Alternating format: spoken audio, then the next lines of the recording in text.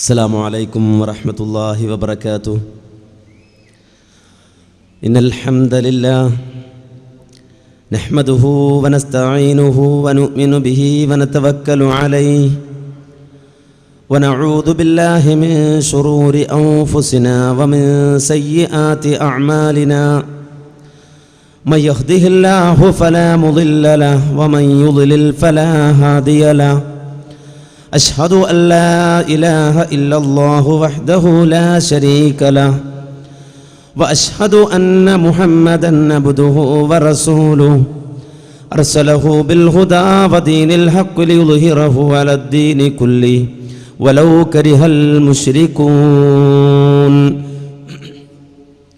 اللهم صل على محمد وعلى آل محمد كما صليت على إبراهيم وعلى آل إبراهيم إنك حميد مجيد.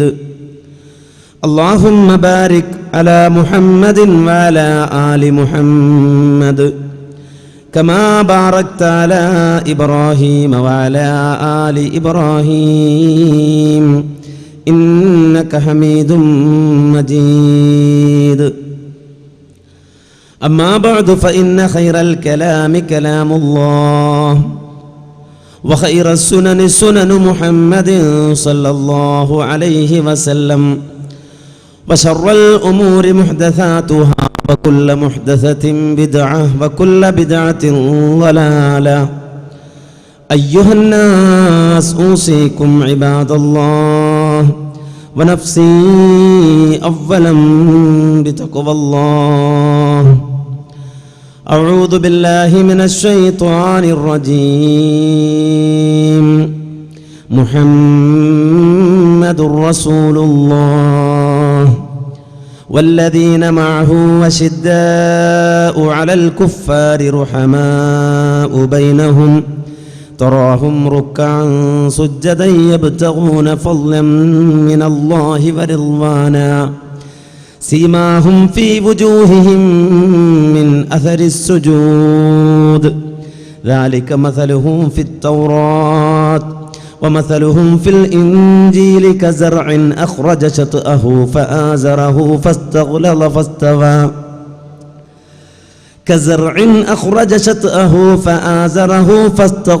فاستوى على سوقه يعجب الزراع ليغيظ بهم الكفار. وعد الله الذين آمنوا وعملوا الصالحات منهم مغفرة وأجرا عظيما. رب اشرح لي صدري ويسر لي أمري واحلل عقدة من لساني يفقهوا قولي. إن أريد إلا الإصلاح ما استطعت وما توفيقي إلا بالله عليه توكلت وإليه أنيب. ബഹുമാന്യരായ പണ്ഡിതന്മാരെ, നേതാക്കളെ, കാരണവന്മാരെ, സ്നേഹസമ്പന്നരായ ശ്രോതാക്കളെ, സഹോദരങ്ങളെ, സുഹൃത്തുക്കളെ, ലോകരക്ഷിതാവായ അല്ലാഹു നമ്മുടെ ഈ സദസ്സ് അവൻ സ്വീകരിക്കുന്ന സ്വാലിഹായ ഒരു സദസ്സായി കബൂൽ ചെയ്യുമാറാകട്ടെ. നമ്മിൽ നിന്ന് സംഭവിച്ചു പോയ ചെറുതും വലുതുമായ സർവമാന പാപങ്ങളും അല്ലാഹു സുബ്ഹാനഹു വ തആല പുറത്തു മാപ്പാക്കി തരുമാറാകട്ടെ. മഹത്തായ ഈ സദസ്സിൽ ഒത്തൊരുമിച്ചതുപോലെ അള്ളാഹുവിൻ്റെ സ്വർഗത്തിൽ ഒന്നിച്ചിരിക്കാനുള്ള തൗഫീഖ് തന്ന് അള്ളാഹു എന്നെയും നിങ്ങളെയും നമ്മുടെ കൂട്ടുകുടുംബാദികളെയും ബന്ധുജനങ്ങളെയും അനുഗ്രഹിക്കുമാറാകട്ടെ. ലോകത്തിൻ്റെ വ്യത്യസ്ത ഭാഗങ്ങളിൽ ഏറ്റവും അധികം ചർച്ച ചെയ്യപ്പെടുന്ന ഒരു വ്യക്തിത്വമായി മഹാനായ മുഹമ്മദ് മുസ്തഫ സ്വല്ലല്ലാഹു അലൈഹി വസല്ലമ മാറുകയാണ്. പാശ്ചാത്യർക്കിടയിലും പൗരസ്ഥർക്കിടയിലും യഹൂദികൾക്കിടയിലും ക്രിസ്ത്യാനികൾക്കിടയിലും എന്തിനേറെ മതമൊന്നും വേണ്ട, മതാചാര്യന്മാരെ ആവശ്യമില്ല എന്ന് പ്രഖ്യാപിക്കുന്ന മതനിഷേധികൾക്കിടയിൽ വരെ മഹാനായ മുഹമ്മദ് മുസ്തഫ സല്ലല്ലാഹു അലൈഹി വസല്ലമ ചർച്ചയാവുകയാണ്. കഴിഞ്ഞ ദിവസം നാം പത്രങ്ങളിൽ വായിച്ചു, അമേരിക്കയിൽ മുഹമ്മദ് നബി സല്ലല്ലാഹു അലൈഹി വസല്ലമയുടെ കാർട്ടൂൺ വരക്കാൻ വേണ്ടി ഒരു മത്സരം സംഘടിപ്പിച്ചതായി. അതുപോലെ തന്നെ കേരളത്തിൽ ചില യുക്തിവാദി സംഘടനകൾ മഹാനായ മുഹമ്മദ് നബി സല്ലല്ലാഹു അലൈഹി വസല്ലമയുടെ കാർട്ടൂൺ വരക്കാനുള്ള മത്സരം നടത്തുന്നതിനെ സംബന്ധിച്ച് കൂലങ്കഷമായി ചർച്ച ചെയ്തുകൊണ്ടിരിക്കുകയാണ്. അതുപോലെ തന്നെ പാരീസിലും ഡെൻമാർക്കിലും നബി സല്ലല്ലാഹു അലൈഹി വസല്ലമയെ കാർട്ടൂണിലൂടെ ഒരു ഹാസ്യ കഥാപാത്രമായി അവതരിപ്പിക്കാനുള്ള ശ്രമങ്ങൾ ഞാനും നിങ്ങളും കണ്ടു കഴിഞ്ഞു. മാത്രമല്ല, സിനിമകളിൽ മുഹമ്മദ് നബി സല്ലല്ലാഹു അലൈഹി വസല്ലമയെ ചർച്ചയാക്കാൻ ശ്രമിക്കുകയാണ്. യഥാർത്ഥത്തിൽ ഇസ്ലാമിക സമൂഹത്തിന്റെ ശത്രുക്കൾ നബി സല്ലല്ലാഹു അലൈഹി വസല്ലമയെ സമൂഹമധ്യത്തിൽ ഒരു കോമാളിയായി അവതരിപ്പിക്കണം എന്ന് ആഗ്രഹിച്ചുകൊണ്ട് ഇത്തരം വൃത്തികേടുകൾക്ക് ഇറങ്ങിത്തിരിക്കുമ്പോൾ കാര്യങ്ങളെ അപഗ്രഥിക്കുന്ന, വിവേകത്തോടെ കാര്യങ്ങളെ നോക്കിക്കാണുന്ന വലിയ ഒരു ജനസമൂഹം ഹബീബ് മുഹമ്മദ് മുസ്തഫ സല്ലല്ലാഹു അലൈഹി വസല്ലമയെ അറിയാനും പഠിക്കാനും തയ്യാറായിക്കൊണ്ടിരിക്കുകയാണ്. നാം ഓരോരുത്തരും മനസ്സിലാക്കേണ്ടത് 1400 വർഷങ്ങൾക്കപ്പുറത്ത് ജീവിച്ച് മരിച്ചുപോയ ഒരു വ്യക്തിത്വത്തോട് 1400 കൊല്ലങ്ങൾക്കിപ്പുറത്ത് ആധുനിക ടെക്നോളജിയുടെയും അതുപോലെ തന്നെ ആധുനികമായ സംവിധാനങ്ങളുടെയുമൊക്കെ ഔന്നത്യത്തിൽ കഴിയുന്നു എന്ന് വാദിക്കുന്ന, ബഹിരാകാശ ഗവേഷണങ്ങളും ചന്ദ്രയാനും മംഗൾയാനുമൊക്കെ നടത്താൻ പ്രാപ്തിയുള്ള ആളുകൾ എന്ന് വാദിക്കുന്ന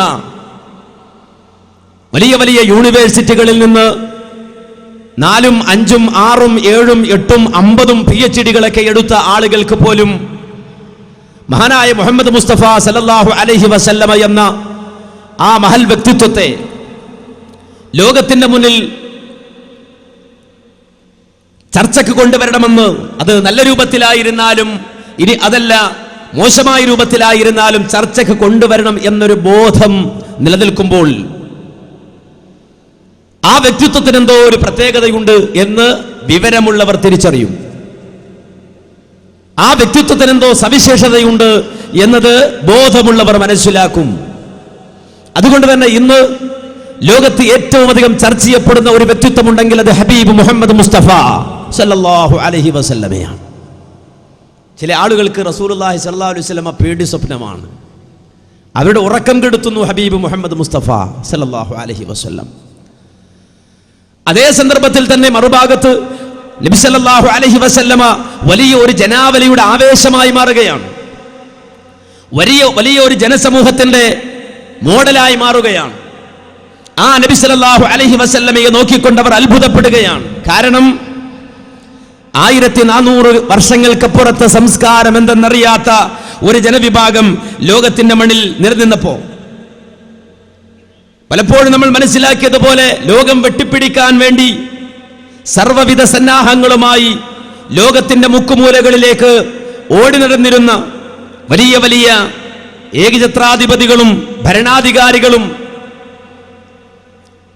കടന്നു ചെല്ലാത്ത, കാരണം അവരെ പരിഗണിക്കേണ്ടതില്ല, വെറും കുറച്ചു കാലിമണ്ണു, അവിടെ പരിഷ്കൃതമായ ഒരു ജനത, അപരിഷ്കൃതരായ ഒരു ജനത, ആ ജനതയെ ഞങ്ങൾക്ക് കിട്ടിയിട്ട് എന്തിനാണ്, അത് ഞങ്ങൾക്ക് ശാപമാകും എന്ന് വിചാരിച്ചുകൊണ്ട് അക്കാലഘട്ടത്തിൽ പടയോട്ടം നടത്തിയ ഒരു ഭരണാധികാരിയും തിരിഞ്ഞു നോക്കാതെ പോയ ഒരു ജനത.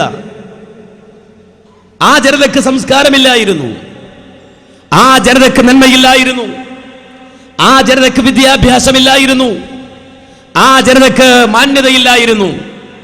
വലൗലാ തലാതുൻ ഹുന്ന മിൻ ഈശത്തിൽ ഫതാ വജദീക ലം അഹ്ഫിൽ മതാ കാമ ഉവദി ഫമിൻഹുന്ന സബ്ഖിൽ ആദിലാതി ബിശുർബത്തിൻ കുമൈതിൻ മതാ മാ തുഅല ബിൽ മാഇ തുസ്ബിദി വകരി ഇദാ നാദൽ മുലാഫു മുഹന്നബ كسيد الغضاء نبهته المتورد وتقصير يوم الدجن والدجن معجب ببهكانة تحت الطباء المحمدي എന്ന് സാഹിത്യകാരന്മാർ പാടിവെച്ച നുരഞ്ഞു പൊന്നുന്ന കള്ളും അതുപോലെ തന്നെ സുന്ദരിയായ പെണ്ണും വാൾത്തലപ്പുകൾ തീപ്പൊരി പാറിക്കുന്ന ഘോരയുദ്ധങ്ങളും മല്ലയുദ്ധങ്ങളുമായി കഴിച്ചുകൂട്ടിയ ഒരു ജനവിഭാഗം, ആ ജനവിഭാഗത്തിനിടയിലേക്ക് വിശുദ്ധ ദീനിന്റെ വിളക്കുമാടവുമായി കടന്നു വന്ന ഹബീബ് മുഹമ്മദ് മുസ്തഫ സല്ലല്ലാഹു അലൈഹി വസല്ലമ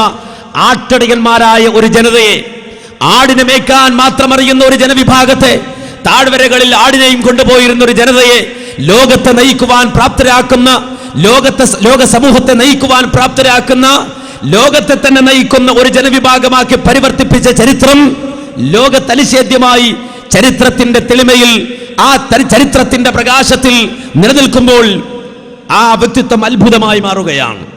മുഹമ്മദ് നബി സല്ലല്ലാഹു അലൈഹി വസല്ലമ ലോകത്ത് അത്ഭുതമായി മാറുകയാണ്. എടുത്തറിയാത്തൊരു മനുഷ്യരിലൂടെ ഉണ്ടായ പരിവർത്തനം, വായനറിയാത്തൊരു മനുഷ്യരിലൂടെ ഉണ്ടായ പരിവർത്തനം മാത്രമല്ല, ആ രൂപത്തിൽ മക്കയുടെ മണ്ണിൽ ജനിച്ചു വളർന്നു അവിടുത്തെ എല്ലാവിധ ആ ഭൗതിക സാഹചര്യങ്ങളെയും ഉൾക്കൊണ്ടുകൊണ്ട് ജീവിച്ചിരുന്ന, എല്ലാവിധ തിന്മകളെയും ആ സന്ദർഭത്തിൽ തന്നെ മാറ്റി നിർത്തിക്കൊണ്ട് ഭൗതികമായ ആ പരിമിതിയിൽ ജീവിച്ച് വളർന്നു വന്ന മഹാനായ റസൂലുള്ളാഹി സ്വല്ലല്ലാഹു അലൈഹി വസല്ലമ ലോകത്ത് പരിവർത്തനവും ലോക സമൂഹത്തിനിടയിൽ മാറ്റവും ഉണ്ടാക്കി എന്ന് വരുമ്പോൾ അവിടെ ഒരു അത്ഭുതം നടക്കുന്നുണ്ട് എന്നത് ലോകം അംഗീകരിക്കുന്നുവെങ്കിൽ ആ അത്ഭുതം എന്തായിരുന്നു? ആ അത്ഭുതം അള്ളാഹുവിന്റെ വഹയി നൽകിക്കൊണ്ട് അന്തിമ പ്രവാചകനാക്കി മുഹമ്മദ് മുസ്തഫ സല്ലല്ലാഹു അലൈഹി വസല്ലമയെ നിയോഗിച്ചു എന്ന അത്ഭുതമായിരുന്നു. മുഹമ്മദ് നബി സല്ലല്ലാഹു അലൈഹി വസല്ലമ അന്തിമ പ്രവാചകനാണ് എന്ന അത്ഭുതമായിരുന്നു അവിടെ സംഭവിച്ചത്. നബി സല്ലല്ലാഹു അലൈഹി വസല്ലമ ഒരു പ്രവാചകനാണ് എന്ന അത്ഭുതമാണ് അവിടെ സംഭവിച്ചതെങ്കിൽ ആ പ്രവാചകനിലൂടെ, അന്തിമ പ്രവാചകനിലൂടെ ലോകത്തിന് നന്മ പ്രതീക്ഷിക്കാം.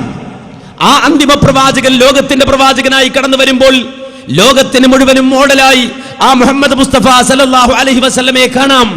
അതുകൊണ്ടാണ് ലോകത്തോട് റബ്ബ് സുബ്ഹാനഹു വ തആല പ്രഖ്യാപിച്ചത്, ലഖദ് കാന ലക്കും ഫീ റസൂലില്ലാഹി ഉസ്വത്തുൻ ഹസന ലിമൻ കാന യർജുല്ലാഹ വൽ യൗമൽ ആഖിറ വദക്കറല്ലാഹ കസീറാ. നിങ്ങൾ അല്ലാഹുവിന്റെ റസൂലിനെ നോക്കിയാൽ നിങ്ങൾക്ക് ഏറ്റവും ഉത്തമമായ മാതൃക അവിടെ കാണാൻ കഴിയും. ലഖദ് കാന ലക്കും ഫീ റസൂലില്ലാഹി ഉസ്വത്തുൻ ഹസന, മഹാനായ മുഹമ്മദ് നബി സല്ലല്ലാഹു അലൈഹി വസല്ലമയിൽ നിങ്ങൾക്ക് ഉത്തമമായ മാതൃകയുണ്ട്. ആരായാലും നിന്റെ ജീവിതത്തിന്റെ മേഖലകളിൽ ഏതൊരവസ്ഥയിൽ നീ കഴിയുന്നവനാണെങ്കിലും, നിന്റെ ജീവിതം ഏത് രൂപത്തിലുള്ളതാണെങ്കിലും, ഏത് നിലവാരത്തിലുള്ള ആളാണെങ്കിലും മഹാനായ മുഹമ്മദ് മുസ്തഫ സല്ലല്ലാഹു അലൈഹി വസല്ലം നിനക്ക് മാതൃകയാണ്. അത് വല്ലാത്തൊരു അത്ഭുതം തന്നെയാണ്. കാരണം സമ്പന്നനായ ഒരു മനുഷ്യന്, സമ്പന്നതയുടെ മടിത്തട്ടിൽ ജീവിക്കുന്ന ഒരു മനുഷ്യന് ദരിദ്രന് മോഡലാകാൻ കഴിയില്ല. ഒരു ദരിദ്രവാസിക്ക് ഒരു മുതലാളിക്ക് മോഡലാകാൻ പറ്റില്ല. ഒരു പണക്കാരന് ഒരു പണിക്കാരന് മോഡലാകാൻ പറ്റില്ല. ഒരു പണിക്കാരന് ഒരു പണക്കാരന് മോഡലാകാൻ പറ്റില്ല. ഒരു രാജാവിന് ഒരിക്കലും ഒരു പ്രജക്ക് മോഡലാകാൻ പറ്റില്ല. ഒരു അടിമക്ക് ഒരിക്കലും ഒരു രാജാവിന്റെ മോഡലാകാൻ കഴിയില്ല. മനസ്സിലാക്കണം. കാരണം ഭൗതിക ലോകത്ത് ജീവിക്കുന്ന മനുഷ്യരെ സംബന്ധിച്ചിടത്തോളം ആ മനുഷ്യന്റെ ജീവിതത്തിൽ അല്ലാഹു സുബ്ഹാനഹു വ തആല ഏർപ്പെടുത്തിയ ജീവിത സാഹചര്യങ്ങൾ വ്യത്യസ്തമാണ്. ഏതൊരു മനുഷ്യനും ജീവിതത്തിൽ അവസ്ഥാന്തരങ്ങളുണ്ട്. വ്യത്യസ്തങ്ങളായ അവസ്ഥാന്തരങ്ങളിലൂടെയാണ് ലോകത്തുള്ള എല്ലാ മനുഷ്യരും കഴിഞ്ഞു പോകുന്നത്. ഓരോരുത്തർക്കും ജീവിതത്തിന്റെ വ്യത്യസ്തങ്ങളായ സാഹചര്യങ്ങൾ നേരിടേണ്ടി വരികയാണ്. ജീവിതം തന്നെ പലപ്പോഴും അങ്ങനെയാണ് അല്ലാഹു ക്രമീകരിച്ചിട്ടുള്ളത്. ജീവിതം മന്ത്രിക്കുന്നു നിങ്ങളിൽ ചിലരന്റെ പൂവനത്തണൽ തോറും സ്വപ്നം കണ്ടിരിക്കുമ്പോൾ, ചിലരൻ മണൽക്കാടിൽ മധ്യത്തിൽ ഒരു തുള്ളി ജലം കിട്ടാതാർത്തരായി പൊരിയുന്നു. പൂന്തോപ്പിലിരിക്കുന്നോൻ എന്നാമം പുകഴ്ത്തുമ്പോൾ താന്തരായി മരുഭൂവിൽ നിൽക്കുന്നോർ ശപിക്കുന്നു. ഒരു ഭാഗത്തൻ രൂപം സുന്ദരമായി കാണുന്നു, മറുഭാഗത്തോ വെറും വൈരൂപ്യം ദർശിക്കുന്നു. ജീവിതത്തിന്റെ അവസ്ഥാന്തരങ്ങളാണ്. ഒരു ഭാഗത്ത് പൂന്തോപ്പിൽ കഴിയുന്ന ഒരു മനുഷ്യൻ ആ പൂന്തോപ്പിന്റെ നയനമനോഹരമായ വശ്യതയെ അനുഭവിച്ചുകൊണ്ട് ജീവിക്കുന്ന മനുഷ്യൻ മറുഭാഗത്ത് ദാരിദ്ര്യത്തിന്റെ അങ്ങേ തലയിലെത്തി അവസാനം ആ മരുഭൂമിയിൽ കമഴ്ന്നു കിടന്നുകൊണ്ട് മണ്ണ് കപ്പിക്കിടക്കുന്ന മനുഷ്യൻ. ജീവിതത്തിന്റെ വ്യത്യസ്തങ്ങളായ സാഹചര്യമാണ് ലോകത്ത് മനുഷ്യൻ അനുഭവിക്കുന്ന വ്യത്യസ്തങ്ങളായ ജീവിത സാഹചര്യങ്ങളാണ്. ഈ നിലക്ക് നൂറായിരം വ്യത്യസ്തങ്ങളായ ജീവിത സാഹചര്യങ്ങളിൽ കഴിയുന്ന സർവ്വ മനുഷ്യർക്കും മോഡലാവുക എന്നത് മാന്യ സഹോദരങ്ങളെ ഒരു അത്ഭുതം തന്നെയാണ്. മഹാനായ മുഹമ്മദ് നബി സല്ലല്ലാഹു അലൈഹി വസല്ലമയെ നോക്കിയാൽ ആ അത്ഭുതം നിങ്ങൾക്ക് കാണാൻ കഴിയും. ലോകത്തെ ബുദ്ധിജീവികളായ ആളുകൾ, ചിന്തകന്മാരായ ആളുകൾ, ചരിത്ര രചയിതാക്കളായ ആളുകൾ മുഹമ്മദ് നബി സല്ലല്ലാഹു അലൈഹി വസല്ലമയെ നോക്കിക്കൊണ്ട് ആ അത്ഭുതം പ്രകടിപ്പിച്ചിട്ടുണ്ട്. കാരണം ഭിന്ന സാഹചര്യങ്ങളിലും മനുഷ്യവികാരങ്ങളുടെ അവസ്ഥാന്തരങ്ങളിലും കർമ്മനിരതമായ എല്ലാ വിഭാഗം ജനങ്ങൾക്കും മാനദണ്ഡമായി സ്വീകരിക്കാവുന്ന ഒരു മാതൃക ഹബീബ് മുഹമ്മദ് മുസ്തഫ സല്ലല്ലാഹു അലൈഹി വസല്ലമയുടെ ജീവിതത്തിൽ കാണാൻ കഴിയും. നീ ഒരു ദരിദ്രനാണെങ്കിൽ, നീ ഒരു സമ്പന്നനാണെങ്കിൽ, മക്കയിലെ വർത്തകനായ, ബഹ്റൈനിലെ സമ്പത്തിന്റെ ഉടമയായ ആ റസൂലുള്ളാഹി സ്വല്ലല്ലാഹു അലൈഹി വസല്ലമ സമ്പന്നനായ നിനക്ക് മാതൃകയാണ്, പണക്കാരനായ നിനക്ക് മാതൃകയാണ്. നീ ഒരു ദരിദ്രനാണെങ്കിൽ, നീ 5 ദയാ പൈസ എടുക്കാനില്ലാത്തവനാണെങ്കിൽ, ശഅബ് അബി ത്വാലിബിന്റെ മലഞ്ചെരുവിൽ പട്ടിണി കിടന്ന മുഹമ്മദ് മുസ്തഫ സല്ലല്ലാഹു അലൈഹി വസല്ലമ നിനക്ക് മാതൃകയാണ്. നീ ഒരു ചക്രവർത്തിയാണെങ്കിൽ, അറേബ്യയുടെ ഭരണാധികാരിയായി വാണ മുഹമ്മദ് മുസ്തഫ സല്ലല്ലാഹു അലൈഹി വസല്ലമയിൽ നിനക്ക് മാതൃകയുണ്ട്. നീ ഒരു അടിമയാണെങ്കിൽ, അതേ 13 കൊല്ലക്കാലം മക്കയിലെ അവിടുത്തെ ഖുറൈശി പ്രമുഖന്മാരുടെ പ്രയാസങ്ങളും പീഡനങ്ങളും അനുഭവിച്ചുകൊണ്ട് കഴിഞ്ഞ് നബി സല്ലല്ലാഹു അലൈഹി വസല്ലം നിനക്ക് മാതൃകയാണ്. നീ ഒരു ജേതാവാണെങ്കിൽ, വിജയിയാണെങ്കിൽ, ബദറിലെ ജേതാവ് നിനക്ക് മാതൃകയാണ്, ഹുനൈനിലെ ജേതാവ് നിനക്ക് മാതൃകയാണ്. നീ ഒരു പരാജിതനാണെങ്കിലോ, ജീവിതത്തിന്റെ ഏതെങ്കിലും ഒരു മേഖലയിൽ പരാജയം പടഞ്ഞവനാണെങ്കിലോ, ഉഹുദിൽ ആ പരാജയത്തിന്റെ കൈപ്പിനീര് അനുഭവിക്കേണ്ടി വന്ന് റസൂലുള്ള നിനക്ക് മാതൃകയാണ്. നീ ഒരു വിദ്യാർത്ഥിയാണെങ്കിലോ, ജിബ്രീലിന്റെ മുന്നിൽ ഇരുന്നു കൊണ്ട് വഹയിന്റെ സുന്ദരമായ ആശയങ്ങളെ കേട്ടുപഠിക്കുന്ന, അള്ളാഹുവിന്റെ ആയത്തുകൾ കേട്ടുപഠിച്ചുകൊണ്ട് പകർത്തുന്ന ആ വിദ്യാർത്ഥി നിനക്ക് മാതൃകയാണ്. മാത്രമല്ല, നീ ഒരു പ്രഭാഷകനാണെങ്കിൽ, വിശുദ്ധമായ മദീനയിലെ പള്ളിയിലെ മിമ്പറിനെ പ്രകമ്പനം കൊള്ളിച്ചുകൊണ്ട് വളരെ സുന്ദരമായ പ്രഭാഷണം നടത്തിയ മുഹമ്മദ് മുസ്തഫ സല്ലല്ലാഹു അലൈഹി വസല്ലമ അറഫ മൈതാനത്ത് ഒരുമിച്ച് കൂടിയ ലക്ഷത്തോളം വരുന്ന സഹാബത്തിന്റെ മുന്നിൽ എഴുന്നേറ്റ് നിന്നുകൊണ്ട് അറഫ പ്രസംഗം നടത്തിയ, തുല്യതയില്ലാത്ത പ്രഭാഷണം നടത്തിയ ആ റസൂൽ നിനക്ക് മാതൃകയാണ്. മാത്രമല്ല, സ്വന്തം മർദ്ദകരായ, നിന്നെ മർദ്ദിക്കുന്ന, നിന്നെ പീഡിപ്പിക്കുന്ന ആളുകളോട് കാരുണ്യത്തിന്റെയും സത്യത്തിന്റെയും സുവിശേഷം പ്രസംഗിക്കുവാൻ വിധിക്കപ്പെട്ടവനാണ് നീയെങ്കിൽ, മക്കയുടെ മണ്ണിൽ തന്നെ പീഡിപ്പിച്ചവരോട്, തന്നെ അടിച്ചവരോട്, തന്നെ കല്ലെറിഞ്ഞവരോട് തൗഹീദ് പറഞ്ഞ മുഹമ്മദ് മുസ്തഫ സല്ലല്ലാഹു അലൈഹി വസല്ലം നിനക്ക് മാതൃകയാണ്. ശത്രുവിനെ മുട്ടുകുത്തിച്ചവനാണ് നീയെങ്കിൽ, സ്വന്തം ശത്രുവിനെ മുട്ടുകുത്തിച്ച് നിന്റെ മുന്നിലിരുത്തിയവനാണ് നീയെങ്കിൽ, മക്കം ഫതഹിന്റെ ദിവസം മക്കയിലേക്ക് മടങ്ങി വന്നിട്ട് ആ മക്കയിലെ മുഴുവൻ പ്രമുഖന്മാരെയും മുട്ടുകുത്തിച്ച ഹബീബ് സല്ലല്ലാഹു അലൈഹി വസല്ലമയിൽ നിനക്ക് മാതൃകയുണ്ട്. നീ ഒരു യതീമാണെങ്കിലോ, നീ ഒരു അനാഥയാണെങ്കിലോ, ഹലീമയുടെ ആ കരുണാർദ്രതയ്ക്ക് വിട്ടുകൊടുക്കപ്പെട്ട, ജനിച്ചപ്പോൾ തന്നെ യതീമായി ജനിച്ച മുഹമ്മദ് നബി സല്ലല്ലാഹു അലൈഹി വസല്ലം നിനക്ക് മാതൃകയാണ്. മാത്രമല്ല, സ്വന്തം ഭൂസ്വത്തും തോട്ടങ്ങളും പരിപാലിക്കുന്നവനാണ് നീയെങ്കിൽ, ഫദഖിലെയും ഖൈബറിലെയും ബനു നദീറിലെയും തോട്ടങ്ങൾ പരിപാലിച്ച ഹബീബ് മുഹമ്മദ് മുസ്തഫ സല്ലല്ലാഹു അലൈഹി വസല്ലം നിനക്ക് മാതൃകയാണ്. നീ ഒരു യുവാവാണെങ്കിൽ, മക്കയിലെ ഇടയബാലനായ ആ മുഹമ്മദ് നബി സല്ലല്ലാഹു അലൈഹി വസല്ലം നിനക്ക് മാതൃകയാണ്. നീ ഒരു ബിസിനസ്സുകാരനാണെങ്കിൽ, വ്യാപാര യാത്രികനാണെങ്കിൽ, ബസ്രയിലേക്ക് പോകുന്ന സ്വാർത്ഥവാഹക സംഘത്തിന്റെ, ഖദീജയുടെ കച്ചവട സംഘത്തിന്റെ ആ നായകനായ ബിസിനസ്സുകാരനായ മുഹമ്മദ് മുസ്തഫ സല്ലല്ലാഹു അലൈഹി വസല്ലമയിൽ നിനക്ക് മാതൃകയുണ്ട്. നീ ഒരു ജഡ്ജിയാണെങ്കിൽ, ന്യായാധിപനാണെങ്കിൽ, ജീവിതത്തിന്റെ ഏതെങ്കിലും ഒരു മേഖലയിൽ മാധ്യസ്ഥം വഹിക്കുവാൻ മധ്യസ്ഥനായി നിയോഗിക്കപ്പെട്ട ആളാണെങ്കിൽ, പ്രഭാതം പൊട്ടിവിടരുന്നതിന് മുമ്പ് വിശുദ്ധമായ കഅബാലയത്തിന്റെ സമീപത്തേക്ക് വരുമ്പോൾ ഹജറുൽ അസ്വദ് ഏത് ഗോത്രക്കാരെടുത്തു വെക്കണമെന്ന് പറഞ്ഞ് പരസ്പരം തർക്കിച്ചുകൊണ്ട് പരസ്പരം വാളെടുക്കാൻ ഒരുങ്ങി നിൽക്കുന്ന ആ ജനതയുടെ ഇടയിലേക്ക് ഇറങ്ങിച്ചെന്നുകൊണ്ട് മാധ്യസ്ഥം വഹിച്ച മഹാനായ മുഹമ്മദ് മുസ്തഫ സല്ലല്ലാഹു അലൈഹി വസല്ലമ എന്ന മധ്യസ്ഥനിൽ നിനക്ക് മാതൃകയുണ്ട്. മാത്രമല്ല, നീ ഒരു ജഡ്ജിയാണെങ്കിൽ, എന്റെ കരളിന്റെ ഘട്ടമായ പൊന്നാരമകൾ ഫാത്തിമയാണ് മോഷ്ടിച്ചതെങ്കിലും അവരുടെ കൈ ഞാൻ വെട്ടിമാറ്റുമെന്ന് ഉറക്കെ പ്രഖ്യാപിച്ച മദീനയിലെ ജഡ്ജിയിൽ നിനക്ക് മാതൃകയുണ്ട്. നീ ഒരു ഭർത്താവാണെങ്കിൽ ആയിഷ ബീവിയുടെ, അതുപോലെ സൗദാ ബീവിയുടെ, ഖദീജ ബീവിയുടെ ഭർത്താവിൽ നിനക്ക് മാതൃകയുണ്ട്. മാത്രമല്ല, നീ ഒരു പിതാവാണെങ്കിൽ ഫാത്തിമയുടെ പിതാവിൽ നിനക്ക് മാതൃകയുണ്ട്. നീ ഒരു വല്ലുപ്പയാണെങ്കിൽ ഹസന്റെയും ഹുസൈന്റെയും റളിയല്ലാഹു അൻഹുമാ, ആ ഹസന്റെയും ഹുസൈന്റെയും വല്ലുപ്പ നിനക്ക് മാതൃകയാണ്. ചുരുക്കത്തിൽ നീ ആരായാലും എന്തായാലും ജീവിതത്തിന്റെ ഏത് സാഹചര്യത്തിൽ ജീവിക്കുന്നവനായാലും ലഖദ് കാന ലക്കും ഫീ റസൂലില്ലാഹി ഉസ്വത്തുൻ ഹസനാ, മുഹമ്മദ് മുസ്തഫ സല്ലല്ലാഹു അലൈഹി വസല്ലമ ആ റസൂൽ നിനക്ക് മാതൃകയാണ്. ആ റസൂലുള്ളാഹിൽ നിനക്ക് മാതൃക കണ്ടെത്താൻ കഴിയും. ഇതാണ് മുഹമ്മദ് നബി സല്ലല്ലാഹു അലൈഹി വസല്ലം. ഇങ്ങനെ ഒരു നേതാവ് ലോകത്ത് കഴിഞ്ഞു പോയിട്ടില്ല. ഇങ്ങനെ ഒരു മനുഷ്യൻ ലോകത്തുണ്ടായിട്ടില്ല. ഈ രൂപത്തിൽ ജീവിതത്തിന്റെ സകല മേഖലകളിലേക്കും ഇറങ്ങിച്ചെന്ന ഒരു മഹൽ വ്യക്തിത്വം ലോകത്തുണ്ടായിട്ടില്ല. ഇത് മനസ്സിലാക്കണം, ഇത് നാം അറിയണം. ലോകത്തിന്റെ മുന്നിൽ മാന്യതയോടെ മുസ്ലിം ഉമ്മത്തിന് സമർത്ഥിക്കാൻ കഴിയുന്ന മോഡലാണത്. ജീവിച്ച മോഡൽ, ചരിത്രത്തിന്റെ പ്രഭയിൽ ജീവിച്ച ആൾ. മുഹമ്മദ് നബി ഐതിഹ്യമല്ല, മനസ്സിലാക്കണം. മുഹമ്മദ് നബി ഒരിക്കലും കെട്ടുകഥയല്ല. നമുക്കറിയാം, എടമറക് പുസ്തകം ഇറക്കി. എന്താ ജോസഫ് എടമറക് പുസ്തകം ഇറക്കിയത്? കൃഷ്ണൻ ജീവിച്ചിരുന്നില്ല. ഇതാണ് എടമറകിന്റെ പുസ്തകം. മാത്രമല്ല, യേശുവും ക്രിസ്തുവും ജീവിച്ചിരുന്നില്ല, രണ്ടുപേരും ജീവിച്ചിരുന്നില്ല എന്ന് പറഞ്ഞ് സമർത്ഥിക്കാൻ വേണ്ടിയിട്ട് എടമറക് ശ്രമിക്കാൻ. പക്ഷേ മുഹമ്മദ് നബി സല്ലല്ലാഹു അലൈഹി വസല്ലമ ജീവിച്ചിരുന്നില്ല എന്നൊരു പുസ്തകം എഴുതാൻ ലോകത്തൊരാൾക്ക് സാധ്യമല്ല. മുഹമ്മദ് നബി ജീവിച്ചിരുന്നില്ല എന്ന് ഒരാൾക്ക് പുസ്തകം എഴുതാൻ സാധ്യമല്ല. എന്തുകൊണ്ട്? ചരിത്രത്തിന്റെ ആ പ്രകാശത്തിൽ, വെളിച്ചത്തിലാണ് മുഹമ്മദ് മുസ്തഫ സല്ലല്ലാഹു അലൈഹി വസല്ലം ജീവിച്ചത്. ആ ഹബീബിന്റെ നടത്തം രേഖപ്പെടുത്തപ്പെട്ടു, ഹബീബിന്റെ ഇരുത്തം രേഖപ്പെടുത്തപ്പെട്ടു. ഹബീബ് ചിരിച്ചപ്പോൾ എത്ര പല്ല് പുറത്തു കണ്ടു എന്ന് വരെ രേഖപ്പെടുത്തപ്പെട്ടു. റസൂലുള്ളാഹിന്റെ തലമുടിയിൽ എത്ര രോമം നരച്ചു എന്ന് രേഖപ്പെടുത്തപ്പെട്ടു. ചിന്തിക്ക്, ആ റസൂലുള്ളാഹിന്റെ നടത്തം എങ്ങനെയായിരുന്നു എന്ന് രേഖപ്പെടുത്തപ്പെട്ടു. റസൂലുള്ളാഹിന്റെ കുടുംബജീവിതം അത് രേഖപ്പെടുത്തപ്പെട്ടു. ലോകത്ത് അങ്ങനെ ചരിത്രം രേഖപ്പെടുത്തിയ ഒരു മനുഷ്യരില്ല, ഒരു വ്യക്തിത്വമില്ല. ഈ നിലയ്ക്ക് ചരിത്രം രേഖപ്പെടുത്തിയ ഒരു വ്യക്തി ലോകത്തില്ല. നിങ്ങൾ ആലോചിച്ച് നോക്കൂ, ആ നബിയുമായി ബന്ധപ്പെട്ട് ആരെങ്കിലും എന്തെങ്കിലും ഒരു കളവ് 1400 കൊല്ലങ്ങൾക്ക് ഇപ്പുറത്ത് ഈ കേരളത്തിന്റെ ഏതെങ്കിലും മൂലയിലിരുന്ന് പറഞ്ഞാൽ പോലും പിടിക്കപ്പെടും.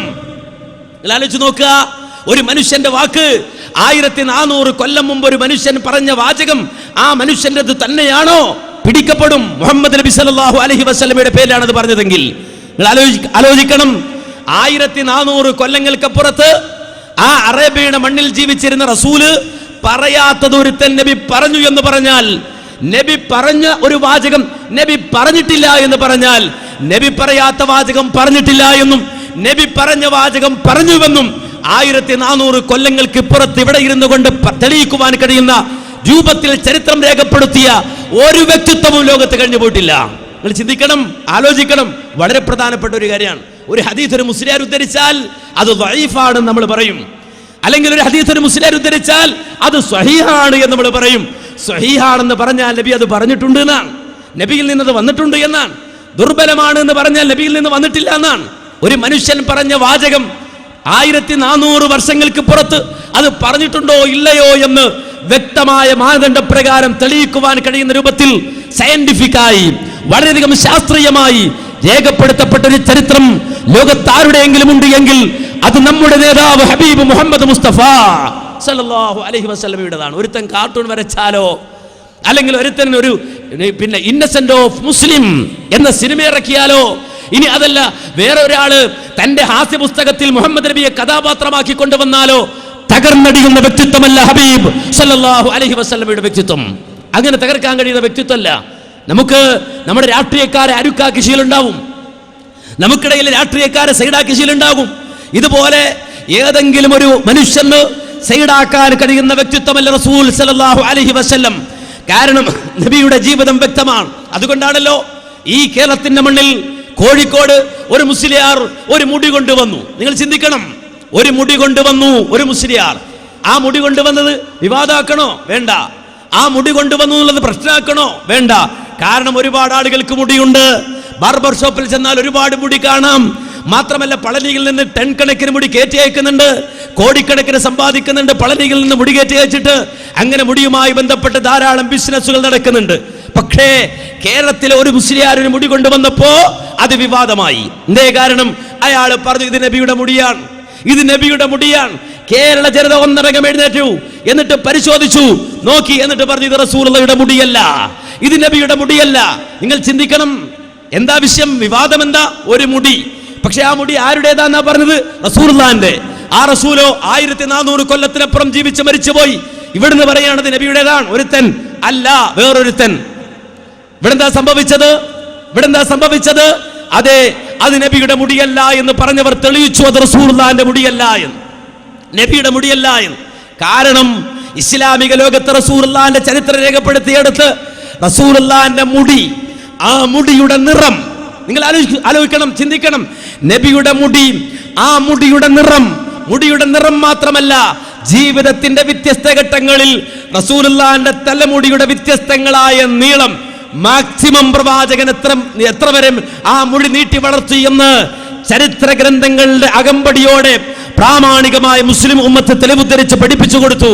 നിങ്ങൾ ചിന്തിക്കണം, ഒരു മുടി വിവാദമായപ്പോ അതിനെക്കുറിച്ചുള്ള എവിഡൻസുകൾ, തെളിവുകൾ വരികയാണ്. അത്ഭുതം തോന്നുന്നില്ലേ നിങ്ങൾക്ക്?